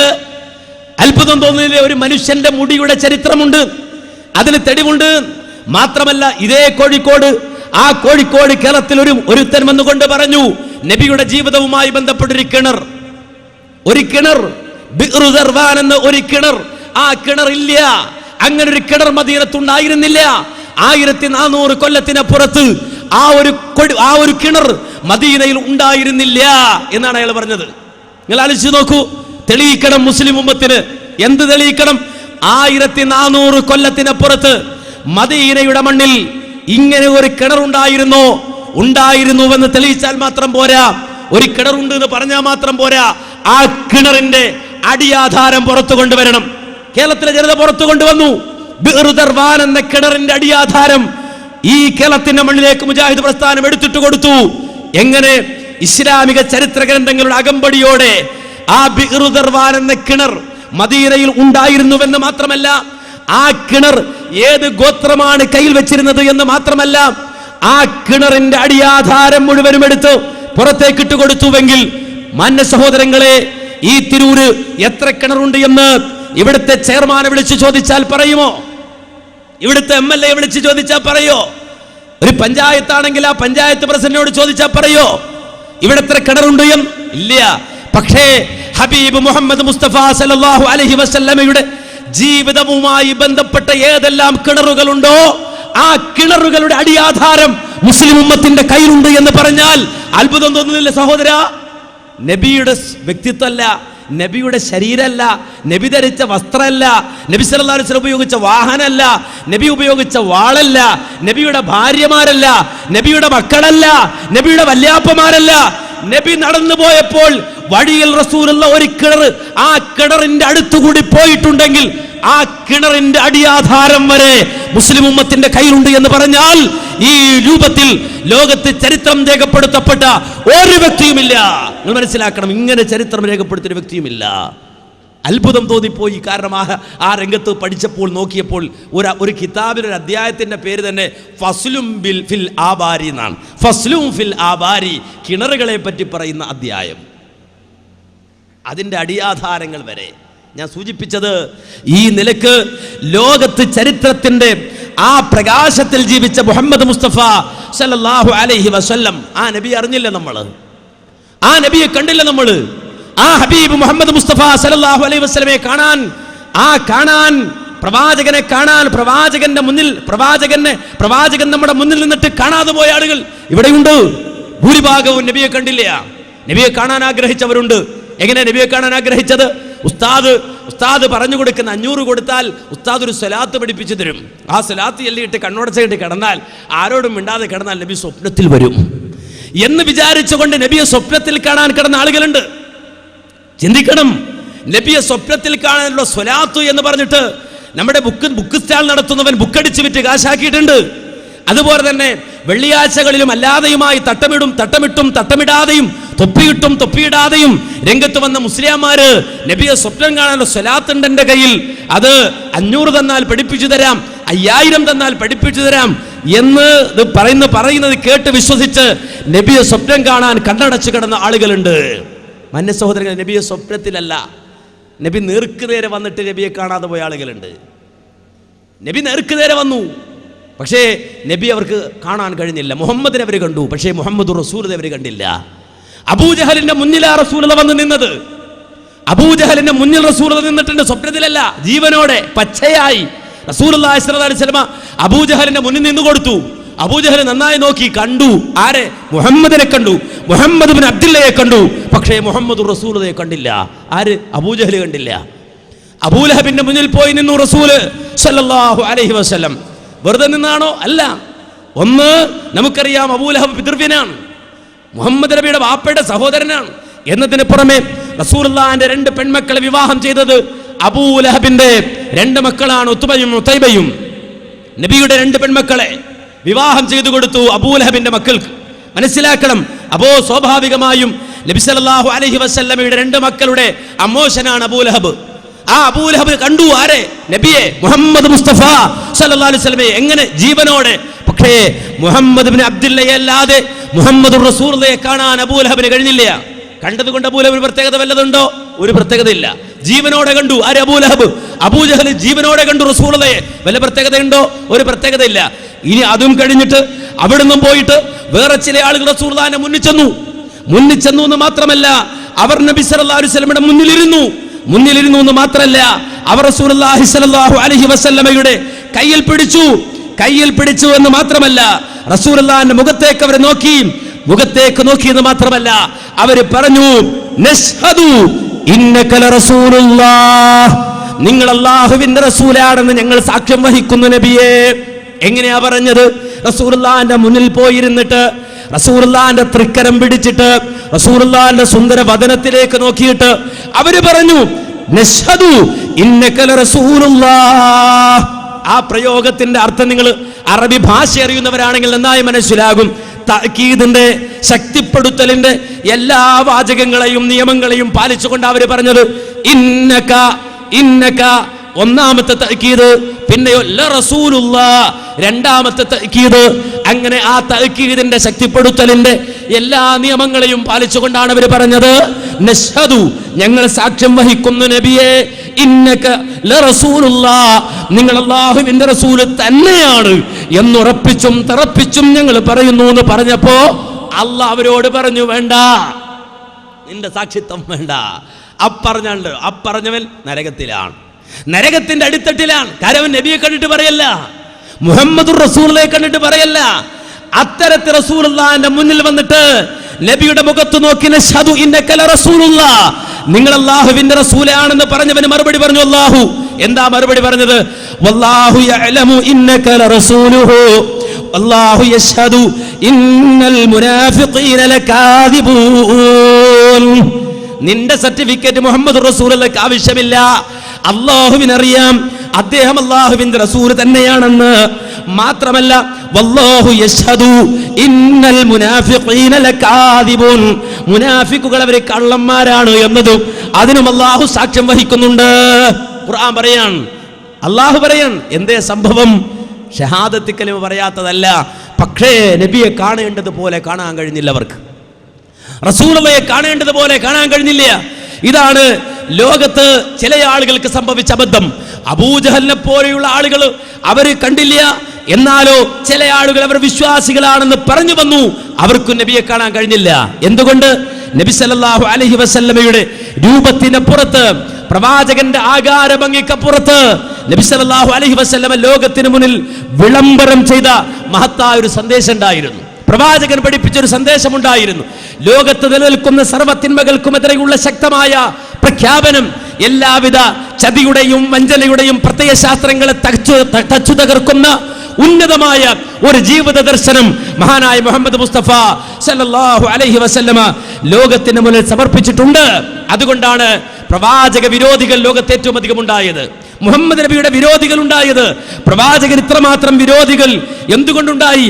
നബി സല്ലല്ലാഹു അലൈഹി വസല്ലമക്ക് സൗന്ദര്യം കുറഞ്ഞു പോയത് കൊണ്ടല്ല, നബി സല്ലല്ലാഹു അലൈഹി വസല്ലമ ഒരു നേതാവാകാത്തത് കൊണ്ടല്ല, നബി സല്ലല്ലാഹു അലൈഹി വസല്ലമ അതേ ഒരു സമൂഹത്തെ വളർത്തിയെടുക്കാത്ത ഒരാളായത് കൊണ്ടല്ല, നേരെ മറിച്ച് നബി ലോകത്തിന് മുന്നിൽ സമർപ്പിച്ച സുന്ദരമായ ഒരു ആദർശമുണ്ട്. ചതിയുടെ, വഞ്ചനയുടെ, അതുപോലെ തന്നെ കൊള്ളരുതായ്മകളുടെ സർവവിധ കള്ളതത്വശാസ്ത്രത്തെയും തകർത്തെറിയുന്ന സുന്ദരമായ ഒരു ആദർശം നബി സല്ലല്ലാഹു അലൈഹി വസല്ലം ലോകത്തിന് മുന്നിൽ സമർപ്പിച്ചു കൊടുത്തിട്ടുണ്ട്. അത് പലിശ മുക്തമാണ്. പലിശയില്ലവിടെ, പലിശ പാടില്ല. കള്ളക്കടപ്പത്രങ്ങൾ അച്ചടിച്ച് വെച്ചിട്ട് ലോകത്തെ മുഴുവനും തെറ്റിദ്ധരിപ്പിച്ചിട്ട് ഞങ്ങൾ വലിയ സാമ്പത്തിക ആസ്തിയുള്ളവരാണെന്ന് ലോകത്തിന്റെ മുന്നിൽ കള്ളം പറഞ്ഞിട്ട് ആ കള്ള തത്വശാസ്ത്രത്തിൽ തന്റെ സാമ്പത്തിക മേന്മ ഉയർത്തിപ്പറഞ്ഞുകൊണ്ട് ലോകത്തെ ചതിക്കുന്ന കപട പ്രത്യയശാസ്ത്രങ്ങൾക്ക് മറുപടിയാണ് മഹാനായ മുഹമ്മദ് മുസ്തഫ സല്ലല്ലാഹു അലൈഹി വസല്ലം ലോകത്തിന് മുന്നിൽ സമർപ്പിച്ച സാമ്പത്തിക ശാസ്ത്രം. നബി പഠിപ്പിച്ചു സാമ്പത്തിക ശാസ്ത്രം. എന്താണ് സാമ്പത്തിക ശാസ്ത്രം എന്നത് ലോകത്തിന്റെ മുന്നിൽ ഹബീബ് മുഹമ്മദ് മുസ്തഫ സല്ലല്ലാഹു അലൈഹി വസല്ലം പഠിപ്പിച്ചപ്പോ അവിടെ പലിശ ഉണ്ടായിരുന്നില്ല, അവിടെ ഊഹക്കച്ചവടം ഉണ്ടായിരുന്നില്ല, അവിടെ കള്ളച്ചരക്ക് വിറ്റഴിക്കുന്ന ആ ഒരു തോന്നിവാസം ഉണ്ടായിരുന്നില്ല. മഹാനായ റസൂലുള്ള മാർക്കറ്റിൽ ചെല്ലുമ്പോ തന്റെ അനുചരന് കച്ചവടം ചെയ്യുമ്പോ ആ കച്ചവടം ചെയ്യുന്ന ധാന്യ കച്ചവടക്കാരനായ ആ അനുചരൻ തന്റെ മുന്നിൽ ധാന്യം ഇങ്ങനെ കൂട്ടിയിട്ട് കച്ചവടം ചെയ്യുമ്പോ നബി സല്ലല്ലാഹു അലൈഹി വസല്ലം കടന്നു ചെന്നിട്ട് അല്ലാഹുവിന്റെ റസൂൽ തന്റെ കൈ ആ ധാന്യത്തിന്റെ ഉള്ളിലേക്ക് കടത്തിവിടുമ്പോ യജിദുൽ ബലല, ആ ധാന്യത്തിന്റെ ഉള്ളിൽ നിന്ന് റസൂലുള്ളാഹിന്റെ കൈക്ക് തണുപ്പ് അനുഭവപ്പെടുമ്പോ നബി ചോദിക്കാൻ, എന്താ ഇത്? എന്താ അകത്ത് തണുപ്പുണ്ടല്ലോ, അകത്തുനിന്ന് തണുപ്പ് കിട്ടുന്നുണ്ടല്ലോ. ആ അനുചരൻ പറയുന്നു, നബിയെ, ഇന്നലെ രാത്രി മഴ പെയ്തു, ഞാൻ വരുമ്പോൾ എന്റെ ധാന്യം മുകളിൽ കിടന്നത് മുഴുവനും നനഞ്ഞു, ഞാനത് പതുക്കെ അടിയിലേക്കാക്കി, എന്നിട്ട് ഉണങ്ങിയത് മുകളിലിട്ടു. എന്തിനാ അത് ചെയ്തത്? ആളുകൾ ആകർഷിക്കാനാണ്, എന്റെ ബിസിനസ് നടത്താനാണ് എന്ന് അനുചരൻ പറയുമ്പോ റസൂലുള്ളാഹി സ്വല്ലല്ലാഹു അലൈഹി വസല്ലം പഠിപ്പിച്ചു കൊടുക്കാൻ ആ കച്ചവടക്കാരന് കച്ചവടത്തിന്റെ മാന്യത എന്താ പഠിപ്പിച്ചത്? മൻ ഗശ ഫലൈസ മിന്നാ, മൻ ഗശ ഫലൈസ മിന്നാ. ചതിയൻ നമ്മുടെ ആളല്ല, ചതിക്കുന്നവൻ നമ്മുടെ ആളല്ല. ഇതാണ് ഇസ്ലാമിക തത്വശാസ്ത്രം. ഇതാണ് മുഹമ്മദ് നബി കൈമാറിയ സംസ്കാരം. ആ സംസ്കാരം പഠിപ്പിച്ചു കൊടുക്കാൻ. ചതി വേണ്ട, അതുപോലെ പിടിച്ചുപറി വേണ്ട, ഊഹക്കച്ചവടം വേണ്ട, ഊഹക്കച്ചവടം വേണ്ട. അതുപോലെ തന്നെ ഒരുത്തന്റെ സമ്പത്ത് അല്ലെങ്കിൽ ഒരുത്തന്റെ അധീനതയിലുള്ള ഒരു വസ്തു അതിന് ബ്രോക്കറായി നിന്നുകൊണ്ട് മറുഭാഗത്ത് ചെന്നിട്ട് അതിനില്ലാത്ത വില പറഞ്ഞിട്ട് പിടിച്ചു പറിക്കുന്ന ഇടയാള വ്യവസ്ഥ, ഈ കച്ചവടത്തിന്റെ ഏറ്റവും നെറുകെട്ട ആ വ്യവസ്ഥ വേണ്ട എന്ന് ലോകത്തോട് പ്രഖ്യാപിച്ച മുഹമ്മദ് മുസ്തഫ സല്ലല്ലാഹു അലൈഹി വസല്ലമ കുത്തക മുതലാളിമാരുടെ കണ്ണിലെ കരടായി മാറി. സ്വാഭാവികല്ലേ? ജനങ്ങളെ ചൂഷണം ചെയ്തുകൊണ്ട് പോക്കറ്റ് വീർപ്പിക്കാൻ ഇറങ്ങിത്തിരിച്ച, ജനങ്ങളെ ചൂഷണം ചെയ്തുകൊണ്ട് സമ്പന്നരായി തടിച്ചു കൊഴിക്കാൻ ഇറങ്ങിത്തിരിച്ച കുത്തക മുതലാളിത്വത്തിന്റെ ആഘാതകനായ മഹാനായ മുഹമ്മദ് മുസ്തഫ സല്ലല്ലാഹു അലൈഹി വസല്ലമ കാർട്ടൂൺ വരക്കാതിരിക്കോ, പ്രവാചകനെ ആക്ഷേപിക്കാതിരിക്കോ, പ്രവാചകനെ ചവിട്ടി തേക്കാതിരിക്കോ. മാത്രമല്ല പരസ്യ പലകകളിൽ സഹോദരികളുടെ നഗ്ന ശരീരം കൊണ്ടുവന്ന് വെച്ചിട്ട് തന്റെ ചരക്ക് വിറ്റഴിക്കുന്ന കള്ളക്കച്ചവടക്കാരന്റെ കുടിലതന്ത്രങ്ങളെ മഹാനായ മുഹമ്മദ് മുസ്തഫ സല്ലല്ലാഹു അലൈഹി വസല്ലം പിച്ചിച്ചിന്തി സ്ത്രീകളോട് പറഞ്ഞു, പോയി തുണി ഉടുക്കുന്ന പറഞ്ഞത്, മാന്യമായി വസ്ത്രം ധരിക്കുന്ന പറഞ്ഞത്. റസൂലുള്ള പറഞ്ഞത്, പെണ്ണിന്റെ ഉടലെന്നത് അന്യന്റെ മുന്നിൽ പ്രദർശിപ്പിച്ചുകൊണ്ട് അവന്റെ ആ വൈകാരികമായ ഉണർവിന് ഉപയോഗപ്പെടുത്താനുള്ളതല്ലേ, അത് സ്വന്തം ഭർത്താവിന്റെ മുന്നിൽ കൊണ്ടുവരാനുള്ളതാണ്, തന്റെ ഭർത്താവിന് നൽകേണ്ടതാണ് എന്ന് പഠിപ്പിച്ചു കൊടുത്ത് സംസ്കാരത്തിന്റെ മാന്യതയുടെ വസ്ത്രമെടുത്ത് സഹോദരികളോട് കൊടുത്തിട്ട് റസൂലുള്ള പറഞ്ഞു, ധരിക്ക് നീ, ഉടുക്ക് നീ, തുണി ഉടുക്ക് എന്ന് നബി സല്ലല്ലാഹു അലൈഹി വസല്ലം പഠിപ്പിച്ചു കൊടുക്കാൻ. നിങ്ങൾ മനസ്സിലാക്കണം, ലോകത്തെ ഏറ്റവും അധികം നബിയെ വിമർശിച്ചത് എന്തിന്റെ പേരില്ല? ഇസ്ലാമിനെ വിമർശിച്ചത് എന്തിന്റെ പേരില്ല? പലപ്പോഴും ചില മുസ്ലിം നാമധാരികളായ സ്ത്രീകൾ പോലും എവിടെയെങ്കിലും ഒരു അവസരം കിട്ടിയാൽ, ഒരു ക്യാമറയുടെ മുന്നിൽ മുഖം കാണിക്കാൻ ഒരു അവസരം കിട്ടിയാൽ ഇസ്ലാമിനെയും മുഹമ്മദ് നബിയും കുത്തിപ്പറയുമ്പോൾ പറയുന്നത് എന്താ? അതെ, ഞങ്ങളെ പർദ്ദക്കുള്ളിലാക്കി, ഞങ്ങളെ ജയിലിലാക്കി എന്നാണ്, ഞങ്ങളെ പർദ്ദക്കുള്ളിലാക്കി, ഞങ്ങളുടെ ശരീരം മറക്കാൻ പറഞ്ഞു എന്നുള്ളതാണ്. നിങ്ങൾ മനസ്സിലാക്കണം, നമ്മൾ അറിയണം, ആ റസൂലുള്ള പഠിപ്പിച്ച ആ ഉപദേശത്തിന്റെ വില നാം അറിയണം. പലപ്പോഴും നമ്മൾ കാണുന്നതിനപ്പുറത്ത് കണ്ടു. കേരളത്തിന്റെ മണ്ണിൽ തന്നെ നമുക്കെല്ലാവർക്കും അറിയാമല്ലോ, ലോക സാഹിത്യത്തിൽ തന്നെ അറിയപ്പെട്ട ഒരു വ്യക്തിത്വം ഉണ്ടായിരുന്നു.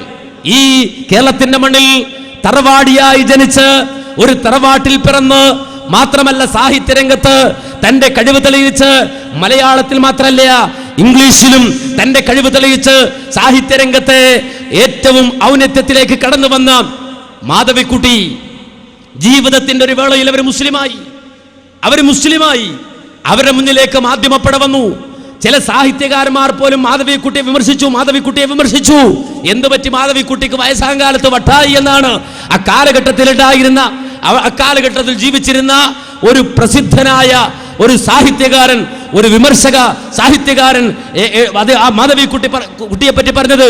എന്നാൽ മാധവിക്കുട്ടിയുടെ മുന്നിലേക്ക് പോയിട്ട് ഒരു മാധ്യമം, ഒരു ചാനൽക്കാർ ചോദിച്ചു, നിങ്ങളെന്തേ മുസ്ലിമായത്, നിങ്ങൾ എന്തുകൊണ്ട് മുസ്ലിമായി എന്ന് ചോദിച്ചപ്പോൾ കമല സുരയ്യ എന്ന പേരിലേക്ക് തൻ്റെ പേര് മാറ്റിക്കൊണ്ട് മുസ്ലിമായ ആ വ്യക്തി പറഞ്ഞു, എന്തെന്നറിയോ, എനിക്ക് അല്ലാഹു തന്ന, എനിക്ക് ഇസ്ലാം തന്ന പ്രൊട്ടക്ഷൻ, അതാണ് എനിക്ക് നൽകിയ സംരക്ഷണം, ഒരു പെണ്ണെന്ന നിലയ്ക്ക് എനിക്ക് തന്ന സംരക്ഷണം, അതുകൊണ്ടാണ് ഞാൻ മുസ്ലിമായത്. ഞാൻ വലിയ തത്വശാസ്ത്രം പഠിച്ച, അല്ലെങ്കിൽ ഞാൻ ഏതെങ്കിലും അറബി കോളേജിൽ പഠിച്ച, ഏതെങ്കിലും ദർസിൽ പഠിച്ച ആളൊന്നുമല്ല. നേരെ മറിച്ച് ഞാൻ മുസ്ലിമാകാൻ കാരണം ഇസ്ലാം എനിക്ക് തന്ന സംരക്ഷണം. എന്താണ് ആ സംരക്ഷണം? ചോദിച്ചു, ആ മാധ്യമക്കാർ ചോദിച്ചു, എന്താണ് ഇസ്ലാം നിങ്ങൾക്ക് തന്ന സംരക്ഷണം? അവർ ധരിച്ച പർദ്ദ എടുത്ത് ഉയർത്തിക്കാട്ടിയിട്ട് അവർ പറഞ്ഞു, ഇതാണ് എനിക്ക് ഇസ്ലാം തന്ന പ്രൊട്ടക്ഷൻ, ഇസ്ലാം തന്ന സംരക്ഷണമാണ് ഈ പർദ്ദ, ഇസ്ലാം തന്ന സംരക്ഷണമാണ്. ഇസ്ലാം സ്വീകരിക്കാൻ, ഒരു മുസ്ലിമത്താകാൻ ഇതിനപ്പുറം വേറൊന്നും എനിക്ക് വേണ്ട എന്ന് നിങ്ങൾ ആലോചിച്ച് നോക്കുക. ഒരു നാടൻ പെണ്ണല്ലേ. നേരെ മറിച്ച് സാഹിത്യ രംഗത്ത് കുലപതിയായി ലോകതലത്തിലേക്ക് ഉയർത്തപ്പെട്ട ഒരു പെണ്ണ്, ആ പെണ്ണാ പറഞ്ഞത്, ഈ പർദ്ദ ഇസ്ലാം എനിക്ക് തന്ന നന്മയാണ്, ഇസ്ലാം എനിക്ക് തന്ന സംരക്ഷണമാണ്. നിങ്ങൾ മനസ്സിലാക്കണം, പ്രവാചകന്റെ കാർട്ടൂൺ വരക്കാതിരിക്കോ. കാരണം ഒരു ബ്ലേഡ് വിറ്റഴിക്കണമെങ്കിൽ, ഒരു ടയർ വിറ്റഴിക്കണമെങ്കിൽ, ഒരു പെണ്ണിന്റെ നഗ്നമേതി പരസ്യ കവലകളിൽ പരസ്യ ബോർഡിൽ കയറ്റിവെച്ചിട്ട് അതുവഴി തന്റെ ചരക്ക് വിറ്റഴിക്കുന്ന കുത്തക മുതലാളിമാർക്ക് അവർക്ക് പ്രയാസം ഉണ്ടാകാതിരിക്കോ? നിങ്ങൾ ആലോചിച്ച് നോക്കുക. ആ സ്ത്രീയോട് മാന്യമായി വസ്ത്രം ധരിക്കാൻ പറഞ്ഞ നേതാവിനോട്, തങ്ങളുടെ ആ അജണ്ടകളെ തകർത്തെറിഞ്ഞ നേതാവിനോട് പ്രയാസം ഉണ്ടാകാതിരിക്കോ? സ്വാഭാവികല്ലേ. മൂന്നാമതായി മദ്യമാണ്, നുരഞ്ഞു പൊന്തുന്ന മദ്യം, അല്ലേ? നുരഞ്ഞു പൊന്തുന്ന മദ്യം, ലോകത്ത് ഉമ്മുൽ ഖബായിസ്, സർവ്വതിന്മകളുടെയും മാതാവായ മദ്യം. ആ മദ്യം ചൂണ്ടി നബി സല്ലല്ലാഹു അലൈഹി വസല്ലമ ചോദിച്ച ഒരു ചോദ്യം, എന്ത്? നിർത്താനായില്ലടാ ചോദിച്ചു നബി സല്ലല്ലാഹു അലൈഹി വസല്ലമ. പലരും പിന്നീട് അത് ചോദിച്ചിട്ടുണ്ട്. അമേരിക്കയിൽ ചോദിച്ചിട്ടുണ്ട്, ഫഹലന്തും മുന്തഹൂൻ, നിങ്ങൾ ഇത്രയൊക്കെ പുരോഗമിച്ചിട്ടു കള്ളുകൂടി നിർത്താനായില്ലടോ? ചോദിച്ചു നോക്കി, എന്താ സംഭവിച്ചത്? ഒരു ചുക്കും സംഭവിച്ചില്ല. ഈ അടുത്ത സമയത്ത് കേരളത്തിൽ ചോദിച്ചു, നമ്മുടെ നിലവിലെ ഭരണകൂടം ചോദിച്ചു, അല്ലടോ ഫഹലന്തും മുന്തഹൂൻ, നിങ്ങൾക്ക് നിർത്താനായില്ലടോ, ബാറക്ക പൂട്ടാനായില്ലടോ? നോക്കുമ്പോ കസേര ഇങ്ങനെ ഇളകാൻ തുടങ്ങി, കസേര ഇങ്ങനെ ആടാൻ തുടങ്ങി. സുബ്ഹാനല്ലാഹ്, നിങ്ങൾ കുടിക്കോ അതല്ലെങ്കിൽ മുങ്ങോ കുളിക്കോ എന്ത് വേണേലും ചെയ്തോ, നമുക്കൊരു പ്രശ്നമില്ല എന്ന് ചോദിച്ചു. 1400 കൊല്ലത്തിനപ്പുറത്ത് ഒരു നേതാവ് എഴുന്നേറ്റ് ചോദിക്കുകയാണ്. എപ്പോഴാ ചോദിച്ചത്? അനസ് ബിൻ മാലിക് എന്ന റസൂലുള്ളാഹിന്റെ ഭൃത്യൻ, 10 കൊല്ലം റസൂലുള്ളാഹിന്റെ ആ ഭൃത്യനായി കഴിഞ്ഞ ആള് മദ്യത്തിന്റെ ആ കോപ്പ എടുത്തിട്ട് കള്ളിങ്ങനെ ഒഴിച്ചു കൊടുത്തോണ്ടിരിക്കുമ്പോഴാ, ആര്? അനസ് ബിൻ മാലിക് കള്ളൊഴിച്ചു കൊടുത്തോണ്ടിരിക്കുമ്പോഴാ ഒരു ചോദ്യം, ഫഹലന്തും മുന്തഹൂൻ, നിർത്താനായില്ലടോ? ഇന്തഹൈനാ, വേണ്ട, ഞങ്ങൾ നിർത്തി എന്നാണ്. അവർ ചുണ്ടോടടുപ്പിച്ച മദ്യത്തിന്റെ ചഷകം ദൂരേക്ക് അവർ വലിച്ചെറിഞ്ഞിട്ടുണ്ട്. ലോകത്ത് കോടിക്കണക്കിന് മുസ്ലിം വെള്ളമടിക്കൂല. വെള്ളമടിക്കുന്ന ആൾക്കാരില്ല എന്നല്ല, വെള്ളമടിക്കണ കാക്കാമാരുണ്ട്. വെള്ളമടിക്കണ കാക്കാമാരുടെ കാര്യം അവർക്ക് ഇതെന്താന്ന് തന്നെ മനസ്സിലായിട്ടില്ല. ഇസ്ലാം എന്തെന്ന് തന്നെ അവർക്ക് മനസ്സിലായിട്ടില്ല. ദീൻ എന്തെന്ന് അവർക്കറിയില്ല. നബി അവർ കണ്ടിട്ടില്ല, നബി പറഞ്ഞവർ കേട്ടിട്ടില്ല. മനസ്സിലാക്കണം, കോടിക്കണക്കിന് മുസ്ലിമീങ്ങൾ ലോകത്തിന്റെ വ്യത്യസ്ത ഭാഗങ്ങളിൽ മദ്യപിക്കാറില്ല. എന്തേ മദ്യപിക്കാത്തത്? പ്രവാചകൻ പറഞ്ഞു മദ്യപിക്കരുത്, അതാണ്. അത് നിഷിദ്ധമാണെന്ന് പ്രവാചകൻ പറഞ്ഞു, അല്ലേ? മദ്യത്തിനെതിരെയാണ് ഇസ്ലാം, അല്ലേ? എങ്കിൽ കൂട്ടരെ, ആ മദ്യമെന്ന സർവ കുത്തക തോന്നിവാസങ്ങളുടെയും കുത്തക മുതലാളിമാരുടെയും തങ്ങളുടെ കച്ചവടത്തിന്റെ അടിസ്ഥാനമായ മദ്യത്തെ തകർത്തെറിഞ്ഞ, അതിനെ ദൂരേക്ക് വലിച്ചെറിഞ്ഞ പ്രവാചകനോട് ദേഷ്യമുണ്ടാകാതിരിക്കോ? എന്റെ സഹോദരൻ മനസ്സിലാക്കണം, ലോകത്ത് മാനവികതയെ തകർക്കുന്ന സർവ്വ ചൂഷണ വ്യവസ്ഥക്കെതിരെയും മുഹമ്മദ് നബി സല്ലല്ലാഹു അലൈഹി വസല്ലം പോരാടിയിട്ടുണ്ട്. ആ മഹാനായ മനുഷ്യൻ മുഹമ്മദ് നബി സല്ലല്ലാഹു അലൈഹി വസല്ലമ വഹയിന്റെ അടിസ്ഥാനത്തിൽ സംസാരിച്ചിട്ടുണ്ട്. അതുകൊണ്ട് തന്നെ ലോകത്ത് നബി സല്ലല്ലാഹു അലൈഹി വസല്ലമയെ ടാർഗറ്റ് ചെയ്തിട്ടുണ്ട്, പ്രവാചകനെ ടാർഗറ്റ് ചെയ്തിട്ടുണ്ട്. ആര്? ഇസ്ലാമിന്റെ ശത്രുക്കൾ. നമുക്കെല്ലാവർക്കും അറിയാവുന്നത് പോലെ മുഹമ്മദ് നബിയെ മാത്രം നോക്കി നടന്നു. എവിടെ മുതൽ? നബി സല്ലല്ലാഹു അലൈഹി വസല്ലമ പ്രവാചകനായത് മുതൽ തന്നെ, മുഹമ്മദ് നബി സല്ലല്ലാഹു അലൈഹി വസല്ലമ പ്രവാചകനായത് മുതൽ പ്രവാചകന്റെ വംശത്തെ ചോദ്യം ചെയ്തു, പ്രവാചകന്റെ പാരമ്പര്യത്തെ ചോദ്യം ചെയ്തു. അത്ഭുതം തോന്നിയത് കഴിഞ്ഞ ഹജ്ജിന്റെ സമയത്ത് ഒരച്ചായന്റെ ലേഖനം ഞാൻ വായിച്ചു. എന്തായിരുന്നു ലേഖനത്തിലുണ്ടായിരുന്നത്? ആ ലേഖനത്തിലുണ്ടായിരുന്നത് അച്ചായൻ പറയാണ്, എന്തിനാ നിങ്ങൾ ഹജ്ജ് ചെയ്യുന്നത്? എന്തിനാ നിങ്ങൾ ഹജ്ജ് ചെയ്യുന്നത്? ഹജ്ജും ഇസ്ലാമും തമ്മിൽ ഒരു ബന്ധമില്ല. ഹജ്ജ് അത് മുഹമ്മദ് നബിക്ക് അവകാശപ്പെട്ടതല്ല. നിങ്ങൾ ആലോചിച്ച് നോക്കണം. എന്ന് മാത്രമല്ല, ആ വിഷയത്തെ പറ്റി സമഗ്രമായ ഒരു ചർച്ച അദ്ദേഹം നടത്താൻ മുഹമ്മദ് നബി സല്ലല്ലാഹു അലൈഹി വസല്ലമയുടെ വംശാവലിയെ ചോദ്യം ചെയ്യാണ് അയാള്. മനസ്സിലാക്കണം, ഇന്ന് തുടങ്ങിയതാ അല്ല, ഇന്നലെ തുടങ്ങിയതാണോ അല്ല. നിങ്ങൾ മനസ്സിലാക്കണം, മഹാനായ മുഹമ്മദ് നബി സല്ലല്ലാഹു അലൈഹി വസല്ലമയുടെ ആ നാവിലൂടെ ലോകം കേട്ടു ഇബ്രാഹിം നബിയുടെ ചരിത്രം. ആ നാവിലൂടെ ലോകം കേട്ട ചരിത്രത്തിൽ ഇബ്രാഹിം നബി ഒരു മകനെ ബലിയറുത്ത ചരിത്രമുണ്ട്. ആ ബലിയറുത്തത് ആരെയാണെന്ന ചോദ്യത്തിന് ഇസ്മായിൽ അലൈഹിസ്സലാം എന്നാണ് മറുപടി. ഇസ്മായിൽ അലൈഹിസ്സലാം എന്ന മറുപടി. പക്ഷേ ബൈബിൾ പറയുന്നു അല്ല, ഇസ്മായിലിനെ അല്ല ബലിയറുത്തത്, ഇസ്ഹാക്കിനെയാണ്. ഇസ്ഹാക്കിനെയാണ് ബലിയറുത്തത്. ആ ഇസ്ഹാക്കിനെയാണ് ബലിയറുത്തത് എന്ന് വരുത്തി തീർക്കാൻ വേണ്ടിയിട്ട് ആ ബൈബിളിന്റെ ഏടുകളിൽ പോലും തിരിമറി നടത്തി എന്ന് മാത്രമല്ല, ചരിത്രത്തെ പോലും വളച്ചൊടിച്ചു എന്ന് മാത്രമല്ല, പല വിധത്തിലുള്ള തിരിമറികളും ആ വിഷയത്തിൽ നടത്തിയിട്ടുണ്ട്. ഞാൻ ആ വിഷയം അങ്ങോട്ട് കൊണ്ടുപോവുകയല്ല ഞാൻ സൂചിപ്പിച്ചത്. എന്തുകൊണ്ട് ഇസ്മായിൽ അലൈഹിസ്സലാത്തു വസ്സലാം അല്ല ബലിയറുക്കപ്പെട്ടത്, അല്ലെങ്കിൽ ബലിയറുക്കുവാൻ വേണ്ടി കൊണ്ടുപോയത് ഇസ്മായിൽ നബി അല്ല, നേരെ മറിച്ച് ഇസ്ഹാഖിനെയാണ് ബലിയറുക്കാൻ കൊണ്ടുപോയത് എന്ന രൂപത്തിലേക്ക് ചരിത്രത്തെ വളച്ചൊടിച്ച് ബൈബിളിലെ പരാമർശങ്ങൾക്ക് എതിരായിക്കൊണ്ട് തന്നെ, ബൈബിൾ പഠിപ്പിച്ച തത്വങ്ങൾക്കെതിരായിക്കൊണ്ട് തന്നെ തത്വശാസ്ത്രം മെനഞ്ഞുണ്ടാക്കുവാൻ വേണ്ടി വളരെ ആസൂത്രിതമായ ശ്രമം നൂറ്റാണ്ടുകൾക്കപ്പുറത്ത് നടന്നു എന്ന് ചോദിച്ചാൽ, ഇസ്മായിൽ നബിയുടെ പരമ്പരയിലാണ് മുഹമ്മദ് മുസ്തഫ സല്ലല്ലാഹു അലൈഹി വസല്ലം കടന്നു വരുന്നത് എന്ന ഒറ്റ കാരണത്താലായിരുന്നു. നബിയോടുള്ള ദേഷ്യം കൊണ്ട് തന്റെ ബൈബിളിൽ, തന്റെ വേദഗ്രന്ഥത്തിൽ കൈകടത്താൻ പോലും ഒരു ജനസമൂഹം ദാർഢ്യം കാണിച്ചു എന്ന ചരിത്രം റസൂലുള്ളാഹി സ്വല്ലല്ലാഹു അലൈഹി വസല്ലമയുടെ ആ പ്രവാചകന്റെ വിമർശകരുടെ ജീവിതം പരിശോധിക്കുമ്പോൾ, അവരുടെ ചരിത്രം പരിശോധിക്കുമ്പോൾ നമുക്ക് കാണാൻ കഴിയും. മാത്രമല്ല പ്രവാചക ചരിത്രത്തെ അല്ലെങ്കിൽ മുഹമ്മദ് നബിയുടെ ജീവിതത്തെ വിമർശന ബുദ്ധിയാ നോക്കിക്കണ്ട ഫിലിപ്പ് ഹിറ്റി അദ്ദേഹം പോലും രേഖപ്പെടുത്തി വെച്ചു. എന്താണെന്നറിയോ? മധ്യകാലത്തിലെ ക്രിസ്ത്യാനികൾ മുഹമ്മദിനെ തെറ്റിദ്ധരിച്ചു, കൊള്ളരുതാത്തവനായി ഗണിച്ചു. അതിന് കാരണം ഒരുപാടുണ്ട് എന്ന് പറഞ്ഞുകൊണ്ട് അദ്ദേഹം വിശദീകരിക്കുന്നുണ്ട്. മധ്യകാലത്തെ ക്രിസ്ത്യാനികൾ മുഹമ്മദ് നബിയെ നോക്കിക്കണ്ട ആ രംഗത്തെ മുസ്ലിമല്ലാത്ത ക്രൈസ്തവനായ വ്യക്തി തന്നെ നോക്കിക്കണ്ടത് എങ്ങനെയാണെന്നറിയോ? 9-ാം നൂറ്റാണ്ടുകാരനായ ഒരു ഗ്രീക്ക് ചരിത്രകാരൻ വരച്ചു വെച്ച വ്യാജ പ്രവാചകനും കപടനും എന്ന ചിത്രം പിന്നീട് പൊടിപ്പും തൊങ്ങലും വെച്ചുകൊണ്ട് പലരും മുഴപ്പിച്ചു. ഇന്നല്ല ഒരു കാർട്ടൂൺ പ്രശ്നമുണ്ടാകുന്നത്, അല്ലെങ്കിൽ ഇന്നല്ല ഈ രൂപത്തിൽ മുഹമ്മദ് നബി സല്ലല്ലാഹു അലൈഹി വസല്ലമയെ മോശമായി ചിത്രീകരിച്ചുകൊണ്ടുള്ള കലാ സംവിധാനങ്ങളും അതുപോലെ തന്നെ അത്തരത്തിലുള്ള ഇടപെടലുകളും ഉണ്ടാകുന്നത്. നേരെ മറിച്ച് 9-ാം നൂറ്റാണ്ടിൽ ഒരു ഗ്രീക്ക് ചരിത്രകാരൻ അയാൾ വരച്ചു വെച്ച പ്രവാചകന്റെ ചിത്രം അത് പിന്നീട് അവതരിപ്പിച്ചു. മാത്രമല്ല ആ ചിത്രത്തിലൂടെ പ്രസരിപ്പിക്കാൻ ശ്രമിച്ചത് ദുർനിറപ്പിന്റെയും രക്തദാഹത്തിന്റെയും കൊള്ളശീലത്തിന്റെയും ഒക്കെ കടുംചായങ്ങൾ പ്രവാചകന്റെ മേൽ ചാർത്തിക്കൊണ്ടാണ് അവരത് അവതരിപ്പിച്ചത്.